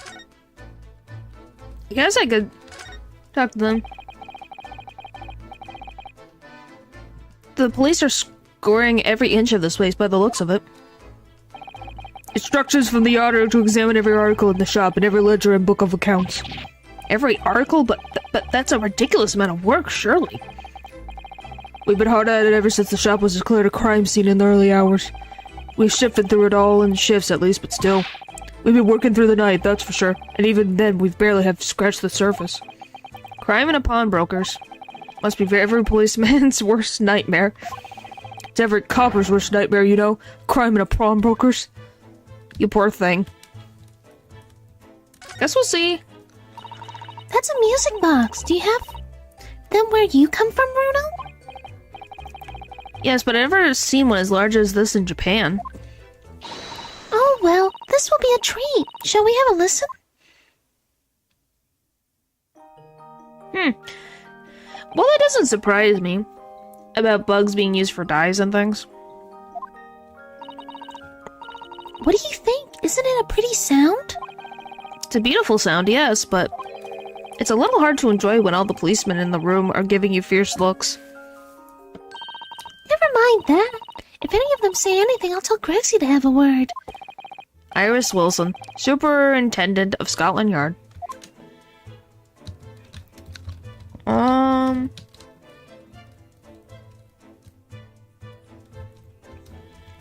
Nothing else here.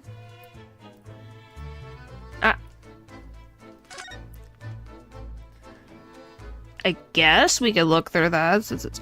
Oh, and I guess we could talk to him too. This is that strange contraption that lets you see pictures of things as if they're right in front of your eyes. Makes you think. When Mr. Slomes gleefully showed it to us yesterday, we were blissfully unaware that any of this was about to happen. Okay, let's talk to him. Now, this officer's been staring intently at the wall since before we came in here. Shh, keep it down. Oh, sorry. There's a major clue just here. Really? Then we must tell Grexy at once.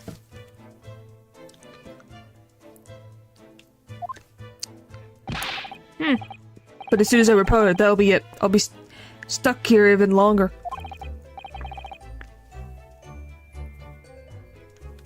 Stuck here? What do you mean? I haven't been home in 2 days already. I need another constable to relieve me and take over me shift. They really have a tough time, the British police. That doesn't stop us investigating, though, does it? No, I suppose not. Fairly sure it was the calendar he was peering at. She's going to grow up to be a terrifying woman. Yes, she is. She's gonna rule all of England, man. Well, specifically Scotland Yard with an iron fist. Or a fist full of herbal tea. I'm fairly sure this contraption was here yesterday as well. Here we are, though I'm not confident I can get it closed again. Oh, yes. That's a folding stereoscope. Really? This is a stereoscope? Just like you? What do you mean? Yeah, there's only one queen, but the joke is she's the one who takes over Scotland Yard. She's known as Her Ladyship by Gregson. Mr. Sloan showed us a picture yesterday that you were supposed to be able to see in 3 dimensions. But for that, he used the great big contraption over there. Oh, well, that's for use in public houses and places like that. It contains a console with all sorts of pictures inside. Well, I guess that's a good thing. That means you listen and follow the rules. But this little thing is a much simpler design for use at home. There are special shops selling prints you can use in them. I have a little collection myself. I wonder if I could make money out of these in Japan. It would beat keeping my toilet sparkling clean anyway. Most of the time, yes. Don't push it.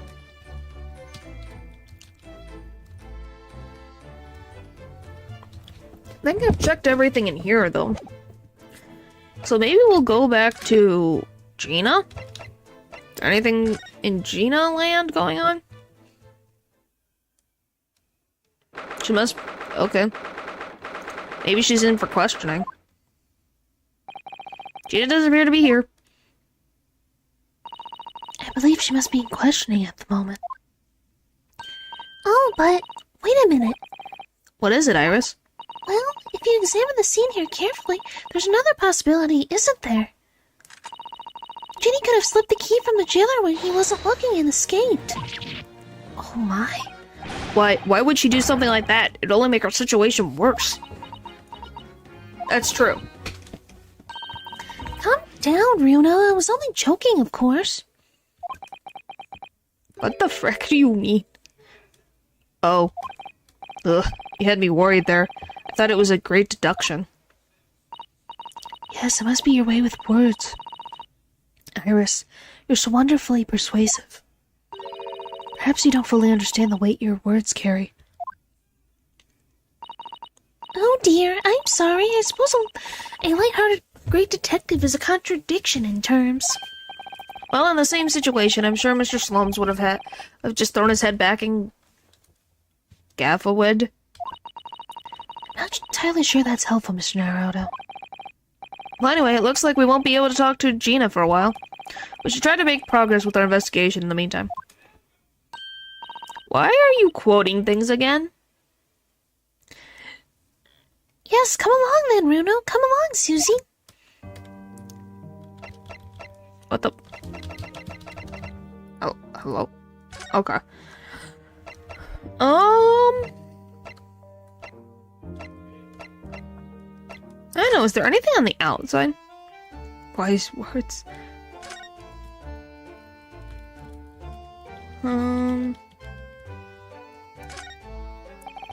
There's still a Scotland Yard carriage outside Bundy Banks. I never imagined we'd be investigating a case so close to home. Poor Ira, she's very upset about all this. I'm sorry, I was there. I should have done more. None of this is your fault, Runo. So please, don't apologize. But It's the criminals who are to blame for all this. So let's investigate and work out how to catch them.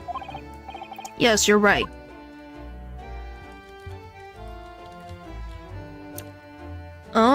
So nothing here. Well, unless there's something here. Oh. Is this the... It has already been 2 months that we've been taking lodgings here above Mr. Sloane's office. I still can't quite believe it. I never expected things would turn out like this. When Hurley comes back home, let's have a big party. That's a great idea. I'm sure it won't be long. Mr. Sloane's is very tough. Yes.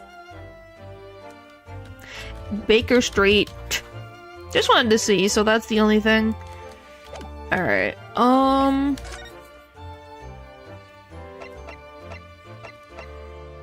let's go... storeroom.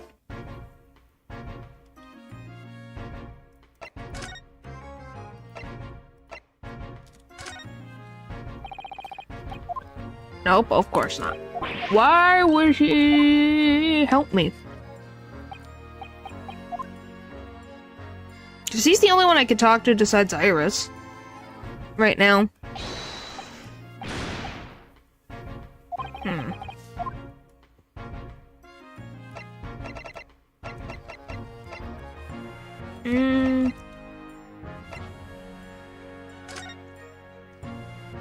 Aw, look at her cute signature.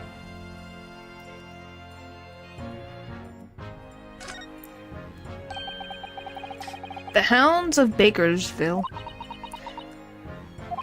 How did Sasato know the exact title of this unpublished story? I suppose I'll just have to wait until she's ready to explain it to me. I'm so sorry. Well, they might just be busy today. Things happen. Oh, unknown Windy Banks Green. Thrice Fired Mason. By the way, I love his name that is Pop Windy Bank. I would guess this is, Herlock's.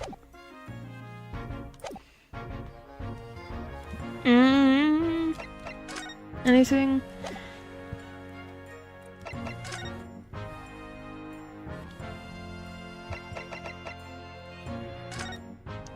Definitely onto something. Is that what I think it is? Your ladyship's latest? Yes, my latest story. It's called The Hounds of Bakersfield.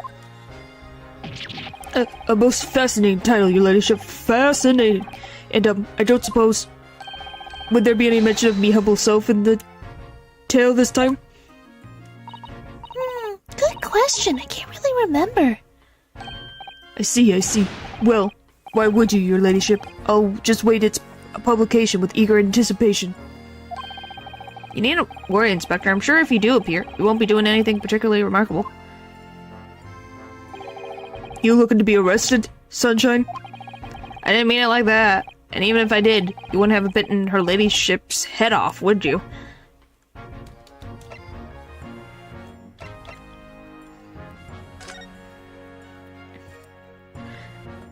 I, undersigned, agree to legal representation by the lawyer named hereunder in regards to the following incident. Defendant Gina Let's Trade, alleged offense, murder of Baker Street pawnbroker. Date of trial, 17th of April, 10 a.m. Attorney-in-law, Mianowski Naruto. Okay.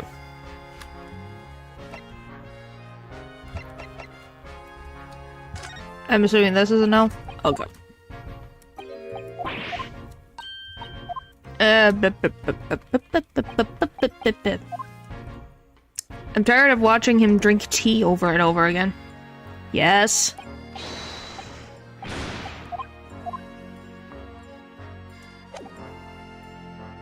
Oh, I do want to save. We have gone through quite a bit.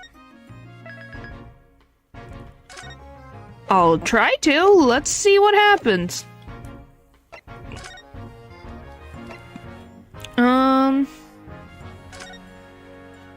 Let's see. Anything different here? Nope. Prisons. Is there anything here?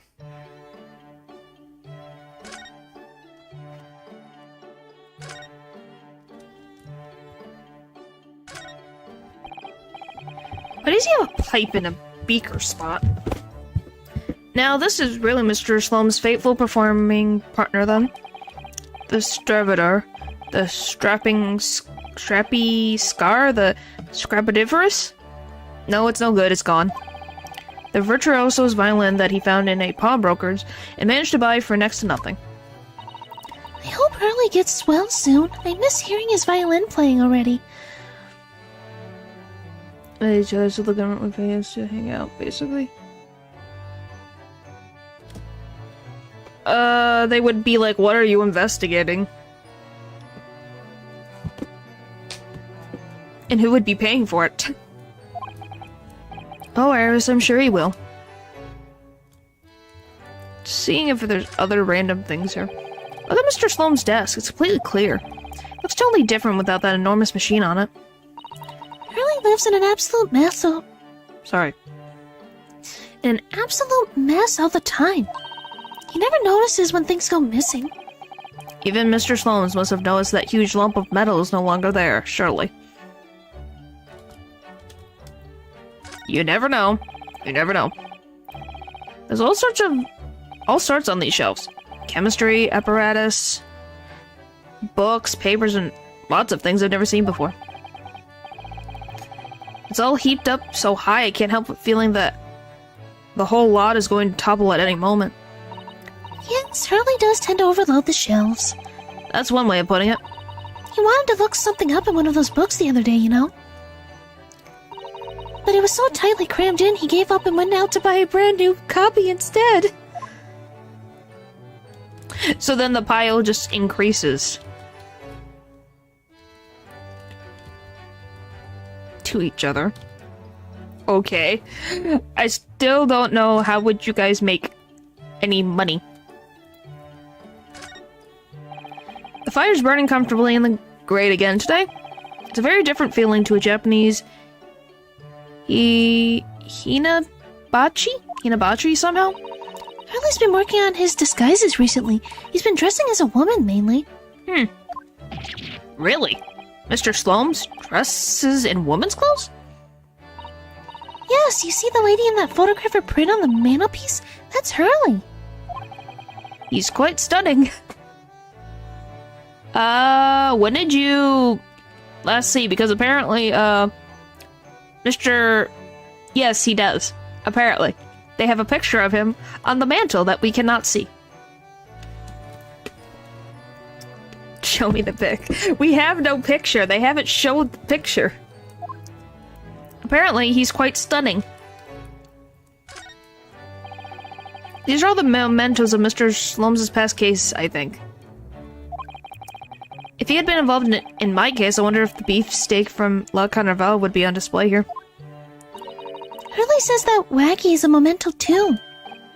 What? How? He tried really hard to get that little fellow to stay on those shelves at first.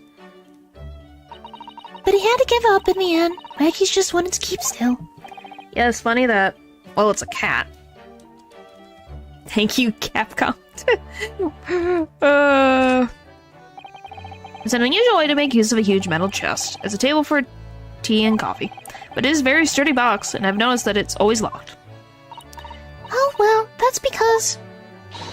that box contains some of my most important things. Which you have no intention of telling me more about, judging from that guarded smile. Given what the audience wants. Maybe in the second game we'll see him dress up. I would be very curious. Because apparently he's stunning. So nothing here. Okay. Come to think of it, I haven't seen you doing much writing recently, Iris. But there's papers already set up in the typewriter, I notice. As if you're about to start.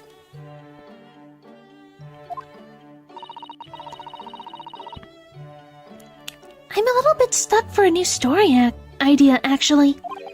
Well, you could consider using what happened to Mr. Natsume, perhaps. Oh yes, that's a fabulous idea, and a great title has just popped into my head as well. The Adventure of the Caddy Man. How's that, Bruno? It works, I guess.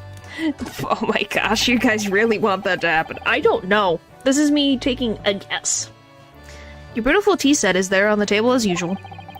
A cup of one of your special herbal blends always helps me to relax when I'm feeling the strain. Poor Hurley. He hasn't had a drop of tea today. Probably. If I had to guess. Or something like... There's fan art that exists. Wish I could take some to the hospital for him. Aw, poor Iris. That's a charming little white shelf and full of charming little bottles too. But the contents of them aren't quite so charming, it seems. I'm so close now. I'm nearly developed a rainbow smoke grenade, you know? So you're still working on those colorful but fuming explosives, aren't you? I tell you what, when I've perfected it, I'll fire the first shot at you, Bruno. What an honor. I was just seeing if anything important was in this place. I guess not. Download. My gosh, you guys are that desperate to see Herlock in a dress, aren't you?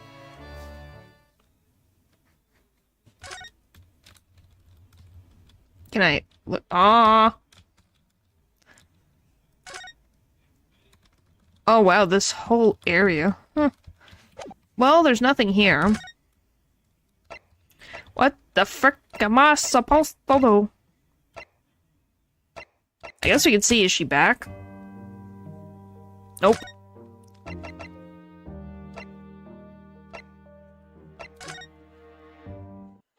Monsieur, what the frick?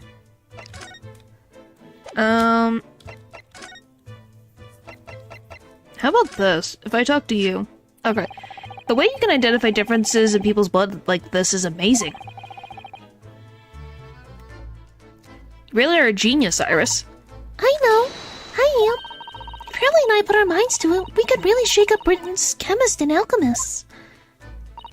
And you could shake up Japan's lawyers and judges, couldn't you, Mr. Naruto? Oh, for sure. Even if I didn't intend to.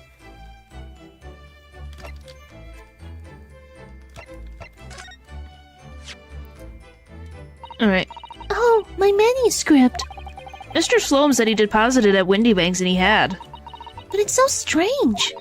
What is it about this particular story? Worked so hard on it. That's your own thing. If you buy the game and decide to do that on your own, that's your own prerogative. They're 3D models, to my understanding. Why would Hurley say I can't publish it? I'm afraid I have no idea. All I can do is wait until he's ready to tell you, I suppose.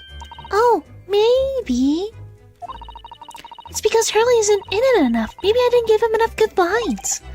Yes, maybe. Wish I could say that definitely isn't the reason, but I can't.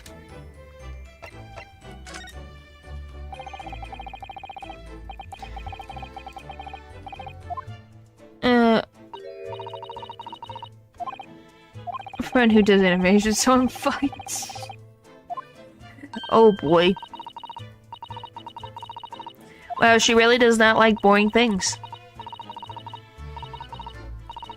I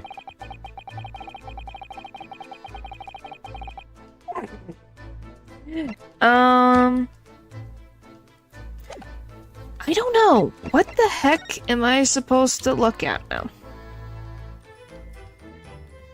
Because I'm like, I don't have a idea about, oh, I guess the shelves? These shelves are where the pawnbroker puts articles that have been forfeited on display for customers to buy. Yes, it's really strange miscellany, isn't it? I mean, who would buy this horse statue, for example?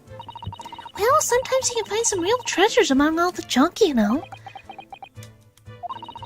Are you alright, Bruno? Oh, it's just, well, looks like a collection of useless junk as a whole. But when you pick out individual things, you can't help wishing you owned them. Even that horse statue. That's exactly how the pawnbroker works. They're very clever. Makes sense. But yeah, I don't see anything. Because I'm like, I've clicked on pretty much everything that shows up with, like, the light blue thing, so...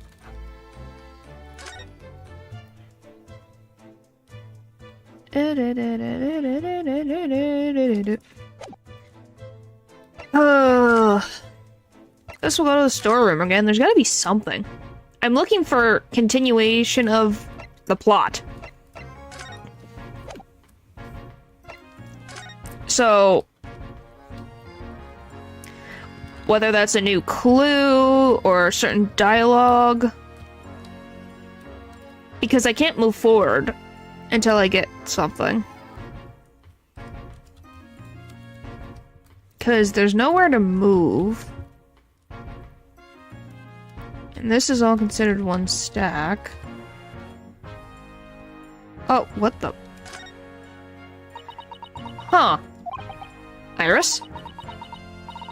Don't worry, I'm alright. But we must find the true culprit. Yes, absolutely. Weird. That was so weird. Okay. I was like, maybe I found something, but yes, I'm trying to find anything that I haven't clicked on before. And I'm like, because he has no other conversation things, and I can't present people.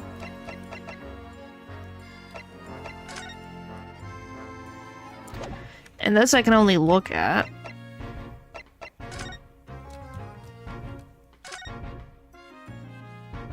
Oh. Appears Mr.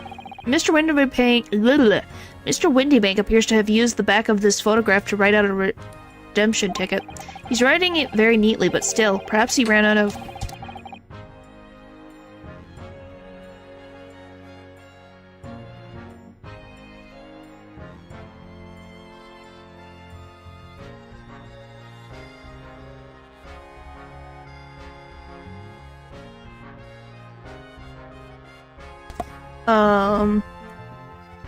Perhaps he ran out of paper, so he had to use anything he had to hand. Why do they have two hand? It's hard to know what's the front and what's the reverse side now. Alright, what if I... Oh, not him! Not him! I don't want to go through the dialogue again.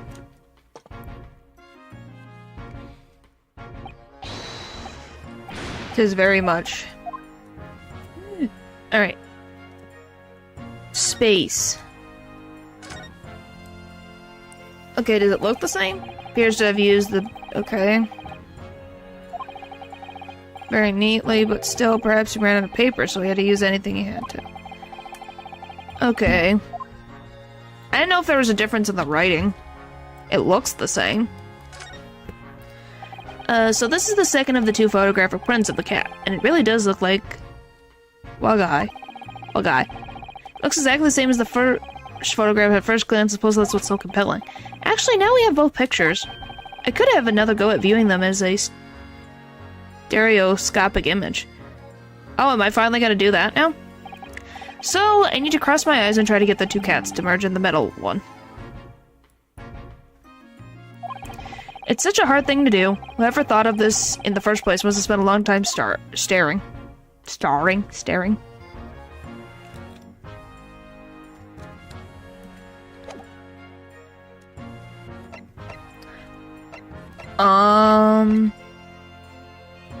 What's finally here? I don't get it. I do not understand. I do not get it. Alright.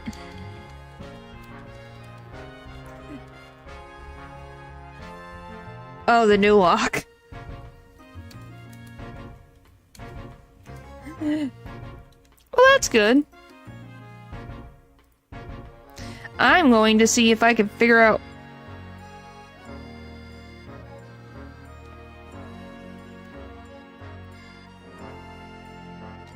Wait. Did I miss... Wait a frickin' minute.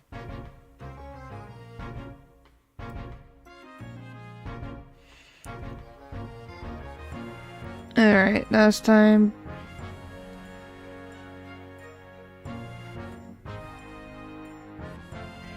Okay.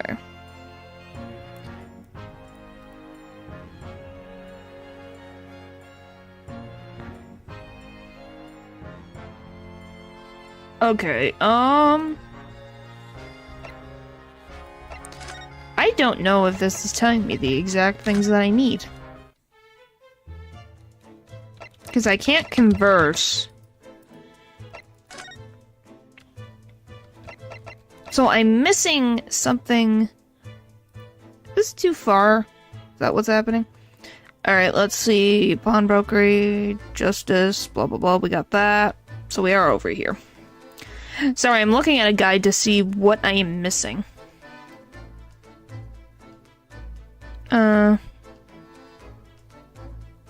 Let's again, blah blah blah. Add, examine, present.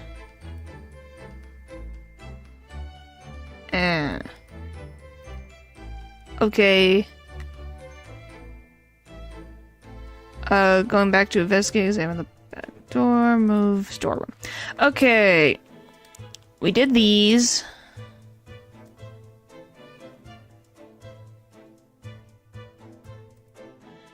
Oh!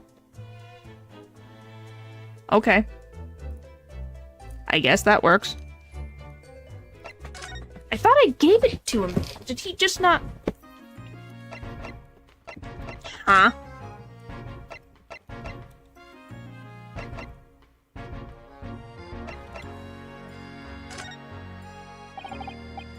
So he doesn't care about this one, though.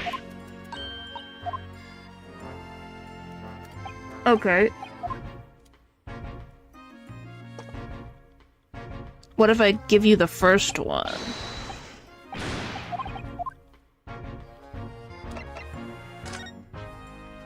Nope, he won't take it either. What does it mean?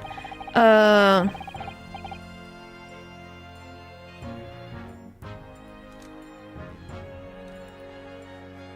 there we go. Finally. Okay, there we go. I was like, what is happening? Okay. Inspector, what do you make of this? What we have here then? A redemption ticket for an article deposited here, is it? Looks like someone ran out of office stationery and wrote the ticket on whatever paper was to hand. Yes, this is a ticket from McGill's overcoat, the one that little Delver turned up with yesterday. Oh. Actually, no, it's not. Really? You think you know better than me, do you? No, I didn't mean to,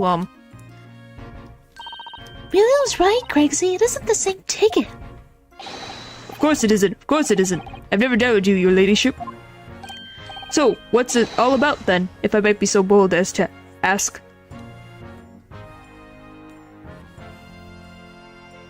Get lasers, golly.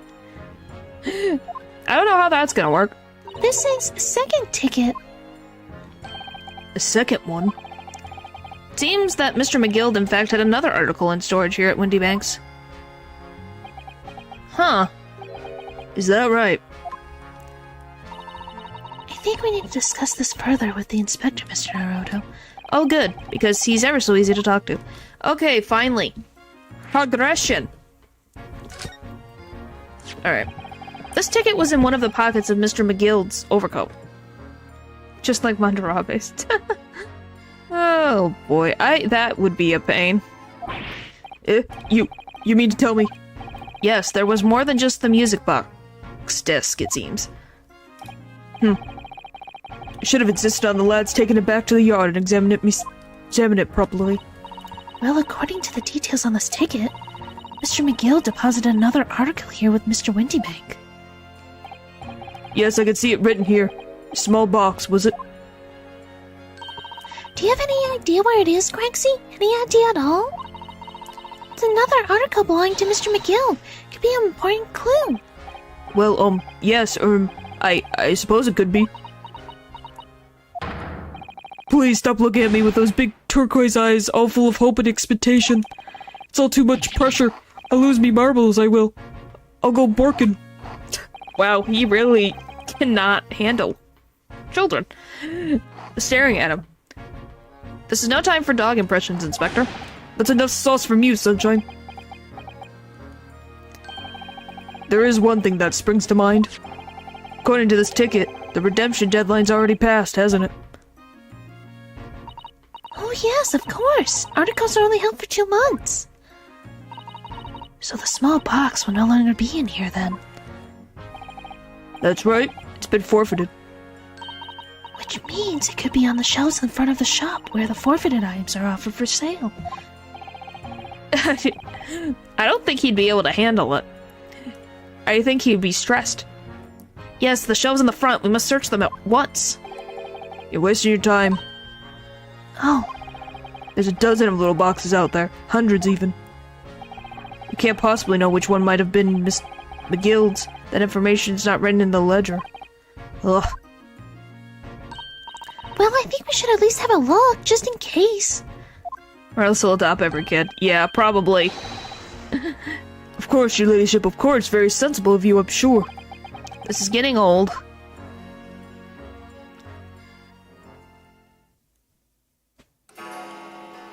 Oh. Okay.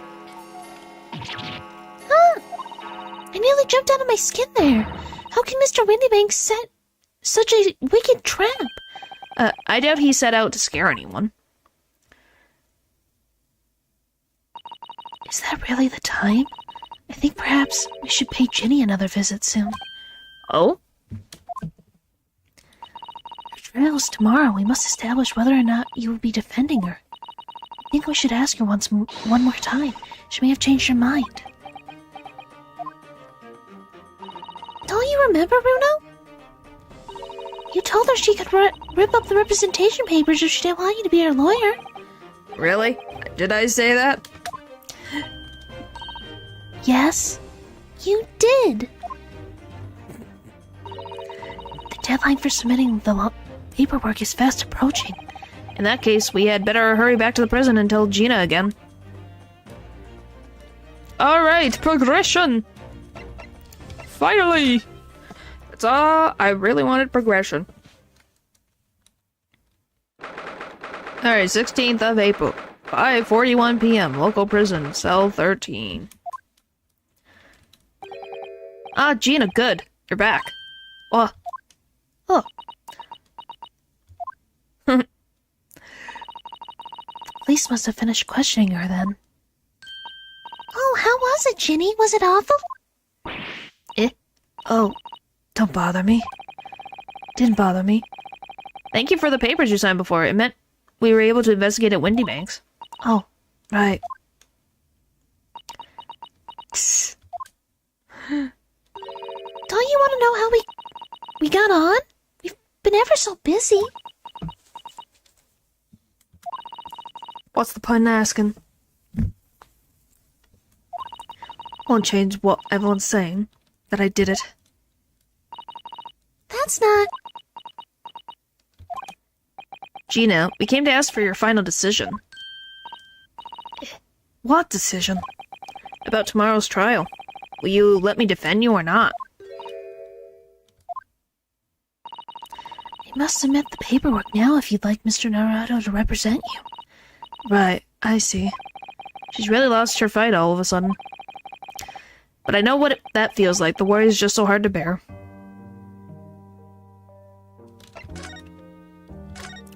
We've them covered. Okay, can we stop being silent? All right then. Blimey, give it a rest with the eyes, Iris. So come on then, fill us in. Who done it? Fortunately, we don't know that yet. You don't say. We don't know yet, Gina. But Mr. Naruto and all of us know that you are innocent of this crime. And while we haven't managed to work out who the real culprit is, there are a number of interesting facts that we have managed to establish. Oh yeah? Like what? Well, for example, the reason for you being there in the first place. I think I know why you broke into Windy Banks that night. Looks like I'm going to have to take some evidence that clearly reveals the reason. No, they can't. She has her big eyes going, please, please, and they just can't say no. And thrust it in Gina's face, or I could present it to her calmly, I suppose. Representation in court. If I already have the representation papers and other documents we need. All we have to do is hand them to the court clerk. That is, if you allow me to represent you in court tomorrow. Nah, don't bother. Ginny? Rip 'em up and chuck 'em, would ya? Them representing papers or whatever they're called. Still ain't fancy enough to have a bin. So what will you do in court tomorrow? I'll be fine on me own. I don't think you will be. Look, it don't matter. What's gonna happen is gonna happen. Something. Well, she can't exactly... I don't think she can reach that far through. This is one stubborn pickpocket. Alright. Bo. Bottom! We found this in Mr. Windybank's storeroom. The manuscript of Iris's latest story. Oh, right. Well, that's good then. Curiously, the storeroom at Windybanks showed no sign of being ransacked for items of value or the like, with one exception.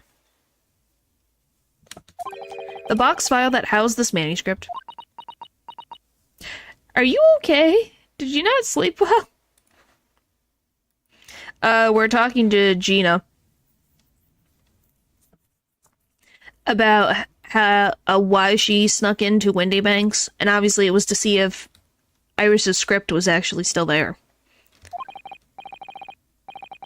At least you could sleep. Goodness. It was you, wasn't it, Gina, who opened the box containing this manuscript last night? Eh? You were determined to find out whether or not the Hound of the Bakersvilles was really there. That's the real reason you broke into the storeroom last night, isn't it? Bingo! Why don't you tell us what happened, please? Iris's manuscript. You opened the box. Oh my goodness. We didn't open the technical box. She opened the box. Alright, yeah. This Bakersville story. It's the latest Shalom's adventure, right? But it ain't been printed yet. So I figure it's gotta be worth a few fair few pieces of silver, right? Oh yes, at least 5,000 pounds. What? So you intended to sell Iris's manuscript, did you? No, Ginny, how could you? What? Wait, no, hang on. Of course I wasn't gonna sell it. All I wanted to do was find out if the mental script, or whatever you call it, was really there or not. That's the only reason I was in the place. Living room waiting for Mary to clear up after rain express. Golly. For Iris's sake, isn't that right? Ha. We knew why you've done it from the start, Gina. Of course we did. But I knew you wouldn't do anything mean like that, Ginny. I just knew it. well, when I saw the manuscript in the storeroom, it reminded me of what you said then the night before. Grown-ups do worse than that, believe me. Barefaced liars, the lot of them. You just ain't realized it yet.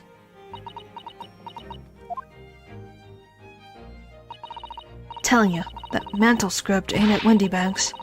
Send you see if you had a look. If I'm honest, I have wondered if Hurley's telling me the truth sometimes. I mean that I sometimes wonder if he might have hidden my manuscript somewhere I don't know. Even though it's wrong of me to doubt him.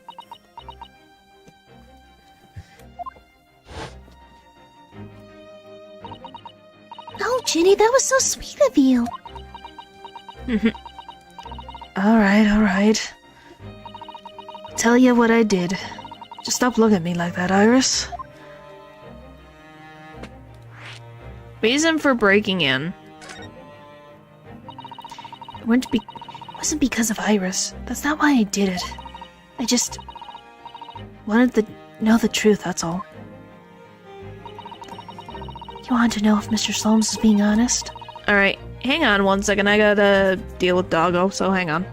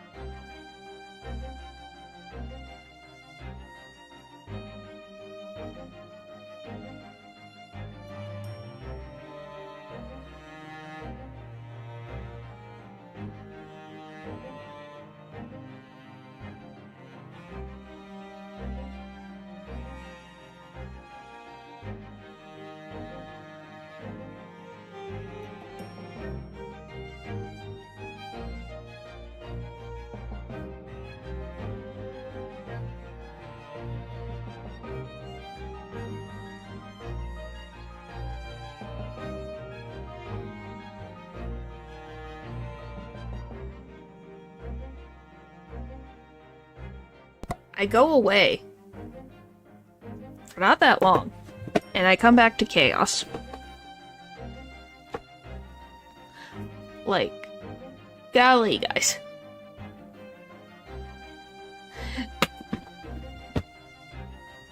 It's not the biggest deal.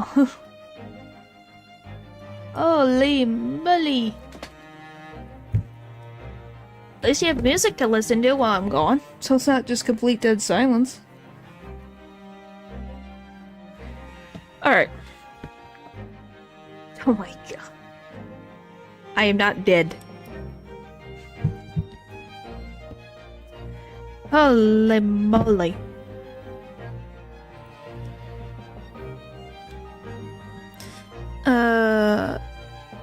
You want to know if Mr. Slomes was being honest, if he really deposited the manuscript at Windybanks. It's like I told you the night before. Never had a father. Iris's lot ain't like mine. She got her dad, only she can't see him. I reckon that's gotta be harder. That's why she writes her stories. Aw, she's being so sweet. That's why she writes her stories. About her dad, really. That's what it sounded like to me, anyway. Last night when I was listening to what you were saying. Stories? About my dad? Yes? What?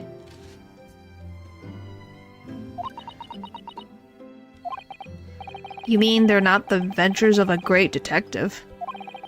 So much as the adventures of a great detective and his trusty partner? You want to sleep? Well, I finished in a half an hour. You can go to sleep if you want. That's your choice. You don't have to stay up the whole time. Well, that's how I see it, yeah. Pause the stream. It was paused technically for a couple minutes. You're so thoughtful and so kind, Ginny.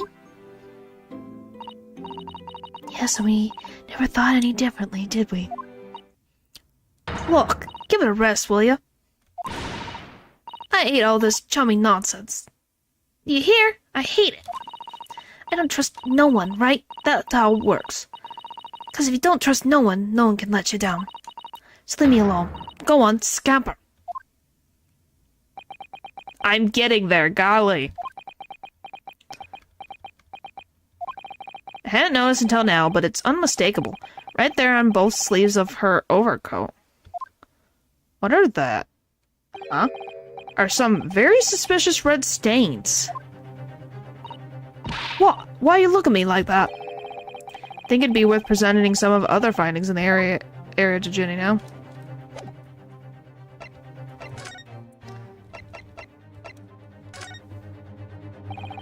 Those stains on the sleeves of your new coat, Gina. They're blood, aren't they? Not that I know whose blood yet. What? Mr. Naruto? You don't appear to have any obvious wounds yourself, though.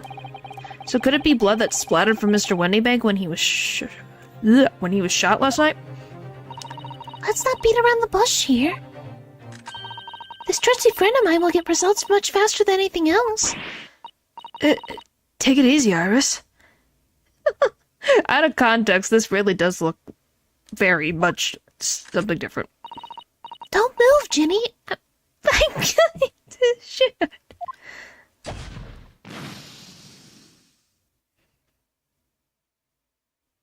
What color? Purple. Oh.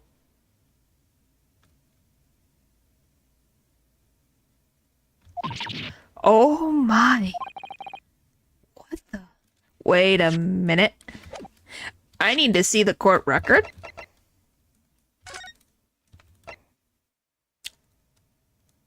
Well, it really does seal the deal, doesn't it? Mason is purple. And that's... Purple, well, it's Mason's blood. The guy from the omnibus. It's all over Magnus's jacket. Like, even there. Look at this. Look at it.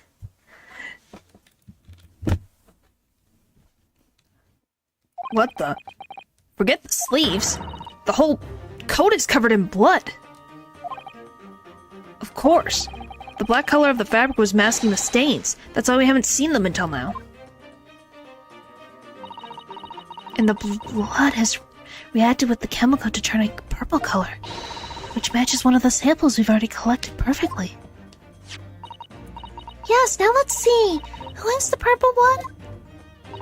Aha! Yes, it was the brickmaker, Mr. Mason, the victim of the murder case 2 months ago. Recent? I don't know about that. I knew it. What are y'all on about? The victim? What do you mean?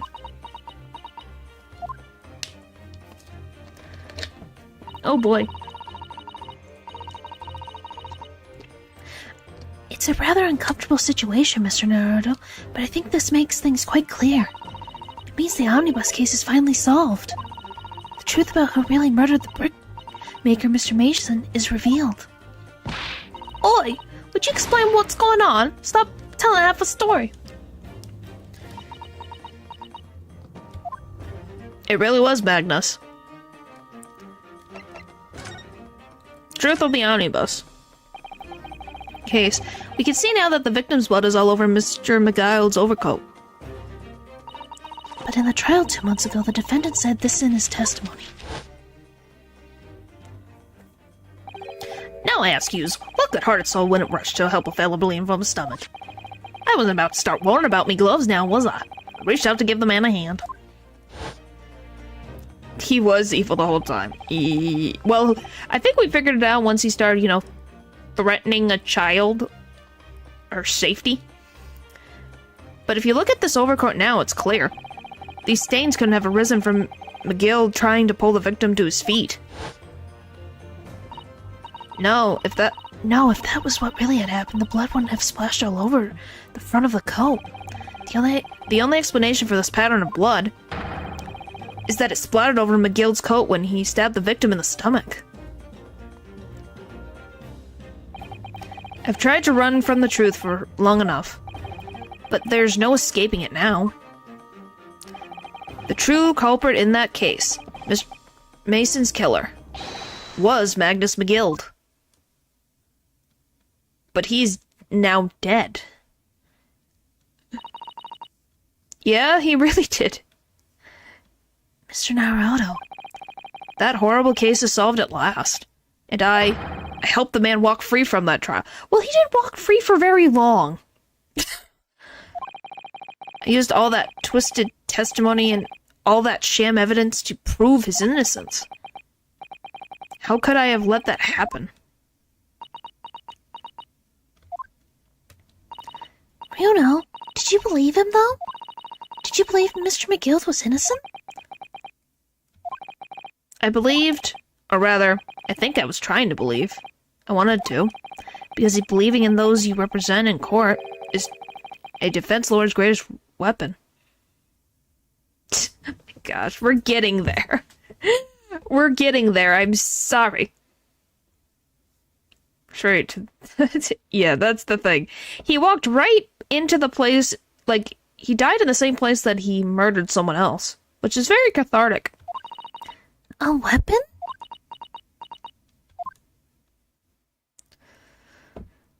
A lawyer's weapon. Before I came to Great Britain, a great friend of mine taught me a valuable lesson. How many hours? 20 minutes. You mean Kazuma-sama? Listen, Ryunosuke. We lawyers are only human. We can't know for sure what is the truth and what is a lie. Which is why we must resort to our primary weapon. An unwavering belief in our clients. Yes, 20 minutes. I bet he clearly would have left behind. Yeah, that would make sense. That's all we really have. Unwavering belief? Only when we truly believe what our clients tell us can we fight with everything we have for their cause. In any battle, there can be no victor without faith. So I believe you, unwaveringly. Been a while, Kazuma. What's funny, Gina? I don't know. I don't know if he was gonna do that. He hid the jacket in the box at a pawnbroker, so why would he try to burn it, though? Cause sounds like in this empire of Japan you came from, everyone must be soft. Oh, come on. Look at the mess it's got you into, believing that, bog trotter. Yes, I inadvertently helped a murderer walk free. Well, at least you learned your lesson now, eh? Believing in people was never worth it. Someone's always stabbing you in the back in the end. As soon as you let down your guard, you've had it. Take a leaf out of my book. Believe no one. Get hurt by no one. So he tried to cover up any leftover evidence by trying to burn the bus down, but paid the price. But why would he lighted a flame inside the carriage when he was inside the carriage, though? That's the weird thing. Gina, may I ask you something? What? I'd just like to make absolutely sure. What would you like us to do with these representation papers for tomorrow's trial? How many times do I have to say it? Rip them up and chuck them away. Are you really sure that's what you want? I bet that's what he wants all now. Mr. I'm a believer lawyer over there. Because he's a dummy. Just couldn't have let it. Someone assassinated probably someone powerful with a big lawn. It's possible. I'm just saying, it would make no sense for him to do it on the inside if he couldn't get out. He would have immediately found a way out. So it could have been, I don't think it was the Reaper, but it's definitely possible to be the Reaper. Don't forget it was me in the trial 2 months ago. I led everyone up the garden path, didn't I? Ain't you telling me you can believe in me after that? Not likely.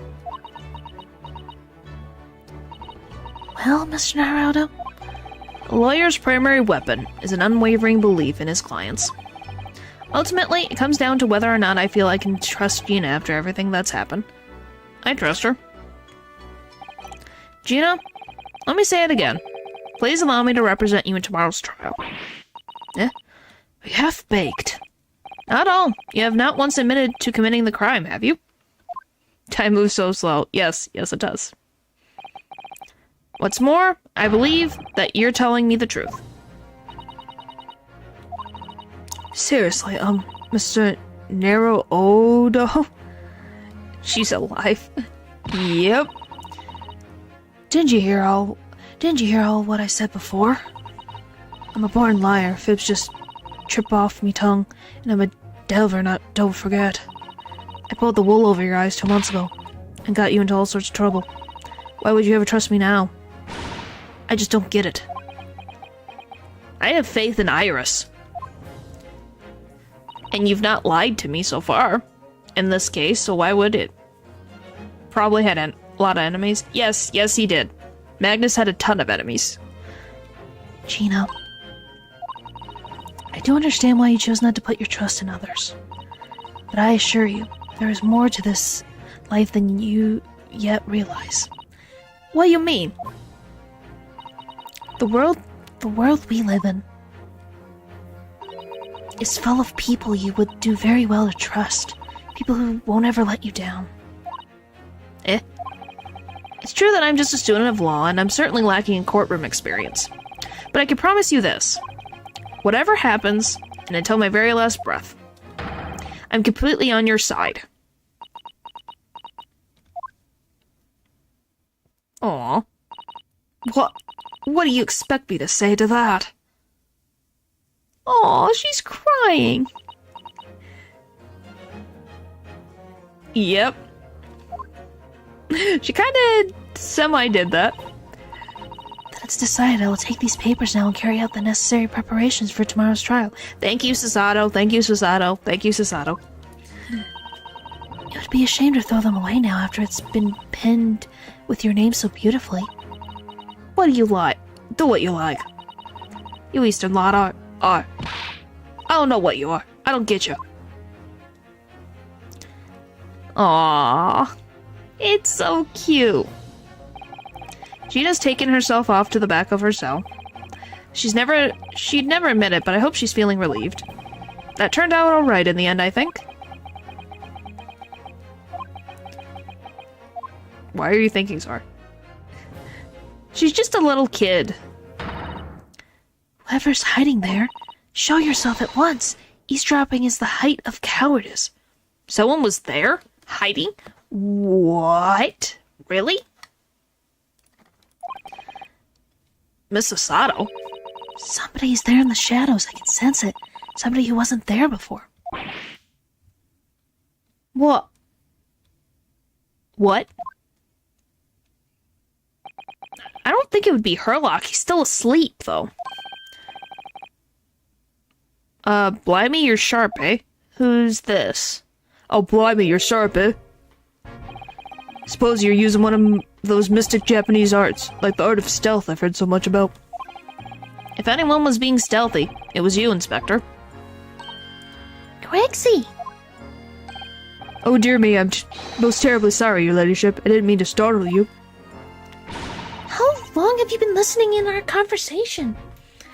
Oh, never mind, it's just fish and chips. Yep, the Inspector. Good grief, listening in? No. I just got word that there was some visitors who were refusing to leave, even though it was after hours. I assure you, your ladyship, I only just arrived. This is very minute, not a moment earlier. That's all it is. Nothing outward, nothing at all. Does that mean that, Herlock's okay? Since he's here? Talking about it? After hours, is it that late already? His name now? Okay, if that's what you want to remember him as. So then I'll humbly excuse myself now, your ladyship. Ta-da, toodaloo, cheerio, all the best. Bye, and bye. That's a lot of farewells, and not one of them appropriate for her ladyship. Oh, but I wanted to have a chat. I'm sorry. But I'm not finished. I'm terribly sorry, but time is pressing at the minute. Oh, I see. That's a shame. If I don't get this emergency at the Supreme Court dealt with sharpish, Lord Strongheart will...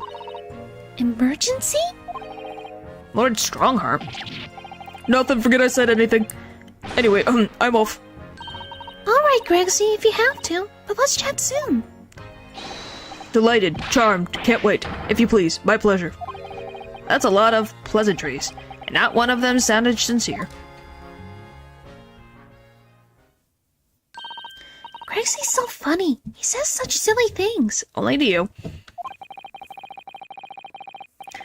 It's certainly entertaining to see an inspector of the police fawning to a 10-year-old girl. But anyway, I wonder what this emergency is at the Supreme Court. I must attend to the court clerk's office now before it closes. Yes, of course. Thank you, Miss Osato. This poor clerk is probably getting annoyed with us, waiting until the last second to put in paperwork.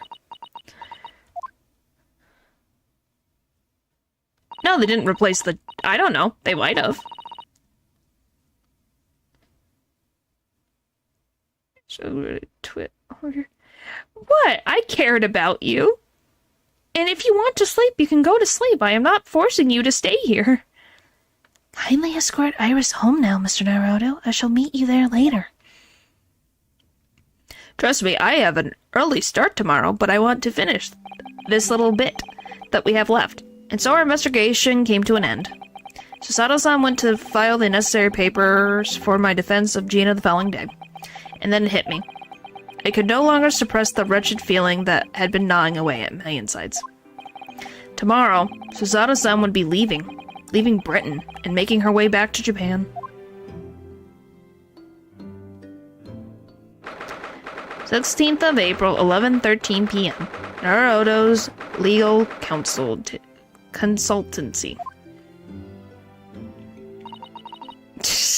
Oh boy.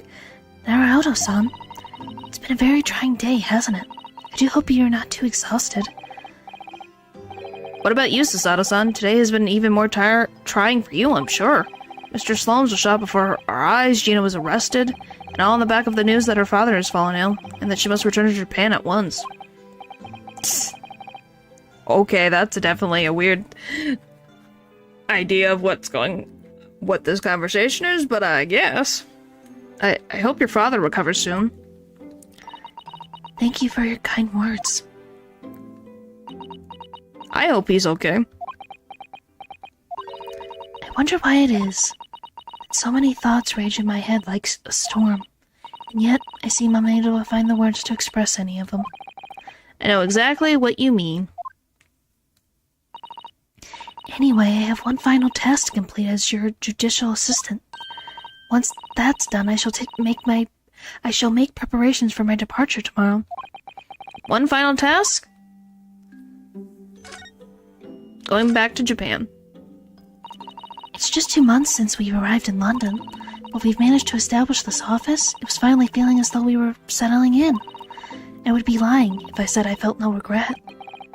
I'm so sorry, Susato-san. It's just so sudden. I really don't know what to think. I've had no time to gather my thoughts. She's leaving before the trial. So she's set everything up for us, but she has to leave tomorrow when the trial starts. So she'll be gone when the trial starts, because she'll be on a ship back to Japan. I know we've only been here a short time, but well, that or Iris is going to be in court, but I don't think she would be. But yeah, we'll have to do this solo. In my limited experience at the courtroom, I felt like I've learned something. And what would that be? It seems to me there are many facets to people's personalities. Facets? Pull through, please. Yeah, we would hope so. And like a jewel, the light plays off them in complex patterns, illuminating their actions and their motives. Well, she's set everything up for him, so he's got to follow through.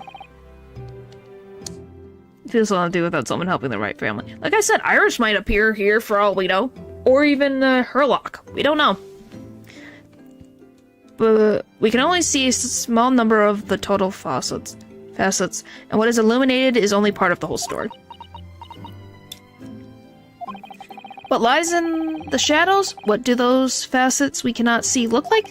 Perhaps there are some parts we'll never lay eyes on, for as long as we live. That's so true. Sometimes I feel as though I'm blind to so much, but I keep hoping that one day it will all become clear. That all the facets will be illuminated, and I'll finally understand how everything fits together. Naruto-san. I suppose what matters... Like, even when Phoenix didn't have Maya, he had Pearl. Yeah, that's why I'm like, Iris might be accompanying us, but I don't know how that will work, so we'll see. Is that we keep our eyes open and keep moving forward, even if the way sometimes seems dark. It's amazing to think it's been just 2 months. That would be more perfect with Charlotte joined. Yeah, that's the thing. It could be, well, either of them. Could be a good idea. You've grown so much. Sorry? I've what? Oh no, it was nothing. Unimportant. Tomorrow's departure. Do you know what time you will leave London in the morning? Yes, I picked up my ticket earlier. I shall be leaving here at 4 a.m. Whoa. I see. Well, I'll escort you to the station. Absolutely not. Sorry? I'm sure you realize why I couldn't possibly let you do that. You have a very important day ahead of you tomorrow. Gina's trial. Yes, I know, but... Every word you utter will have the potential to determine Gina's fate. You must get as much rest as possible, even though, like me, I'm sure you'll find it hard to sleep. But please, for me, do try. Well, yeah. Phoenix exists because of him, so obviously, we have to see. Alright, one final task. You mentioned one final task a moment ago. What did you mean? Oh my, I nearly forgot. Please, I want you to have this. What is that? Some huge bundle of documents. Which, by the way, this is the thing I saw when I was looking at, like, what to do next. It was like, what is that? It's my notes from the case 2 months ago. The murder that was committed on the omnibus. The McGill case. Seems to me that this case of Mr. Windybank's murder, of which Gina is accused, is very much tied with that omnibus case, in ways that are not yet completely apparent. Oh my gosh, what do you mean it's a book? So I took the liberty of consolidating my writings about the case for you. With everything else she had to think about, Susato-san still managed to do this, and all neatly laid out for me in her beautiful handwriting. Kinda does. Why are you guys like this? It was my pleasure. I'm half awake, I can tell. I can only hope that it will bolster your case tomorrow for Gina. Thank you so much, Susato-san. I will do my best to use it wisely. You really are the best judicial assistant in the world. Well, that's extremely flattering. But I'm sorry to say that I've been a complete failure. What do you mean? Sorry? I didn't quite catch what you said there. Oh, ignore me. I was just mumbling to myself. What happened? What is Susato hiding? There's so many secrets that she has. Well, it's getting rather late. I want to... You think so? I just want to read this. Case summary. Victim found deceased on the last scheduled omnibus on the day after a stab wound to the abdomen. Details of the victim: mason, male, brickmaker, East End of London. Trial summary. Defendant is Magnus. Prosecuting attorney, Lord Baron von Zeeks. Baroque von Zeeks. Defense attorney Ranosuke. Conviction was assured with 3 eyewitness testimonies. However, a surprising 4th witness's testimony resulted in acquittal due to insignificant evidence. Yeah, so far. Who knows? Maybe in the second game we'll meet someone. I think you should go to bed now, Naruto-san. I must finish packing up my things in my room. Susato-san, I wish you the very best of luck tomorrow. Good night.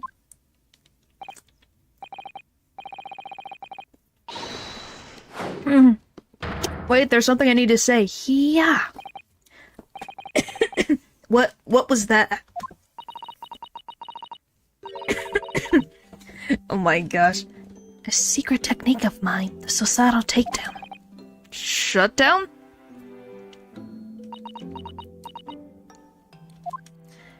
My gosh. Please, I implore you. If we have to voice our goodbyes, I won't be able to hold back my tears. So you pushed me, you made me go upside down. Okay. Susato-san. Is he crying? He must be crying. Because it was blurry vision. It truly had been a trying day. On our feet for hours, getting Gina to open up to us, and learning the truth about the nemesis of a case. Yep, always like a pancake. Physically and mentally, I was exhausted, and yet the idea of sleep seemed impossible.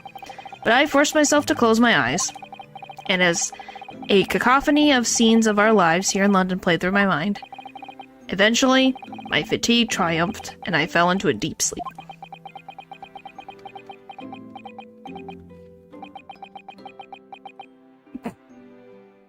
Oh boy. I want to save.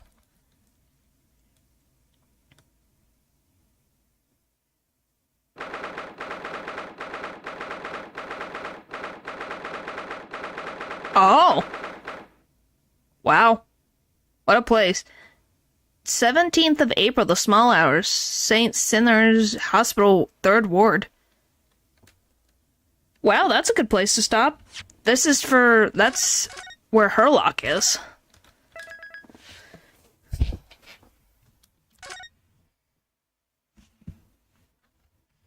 Herlock's afoot.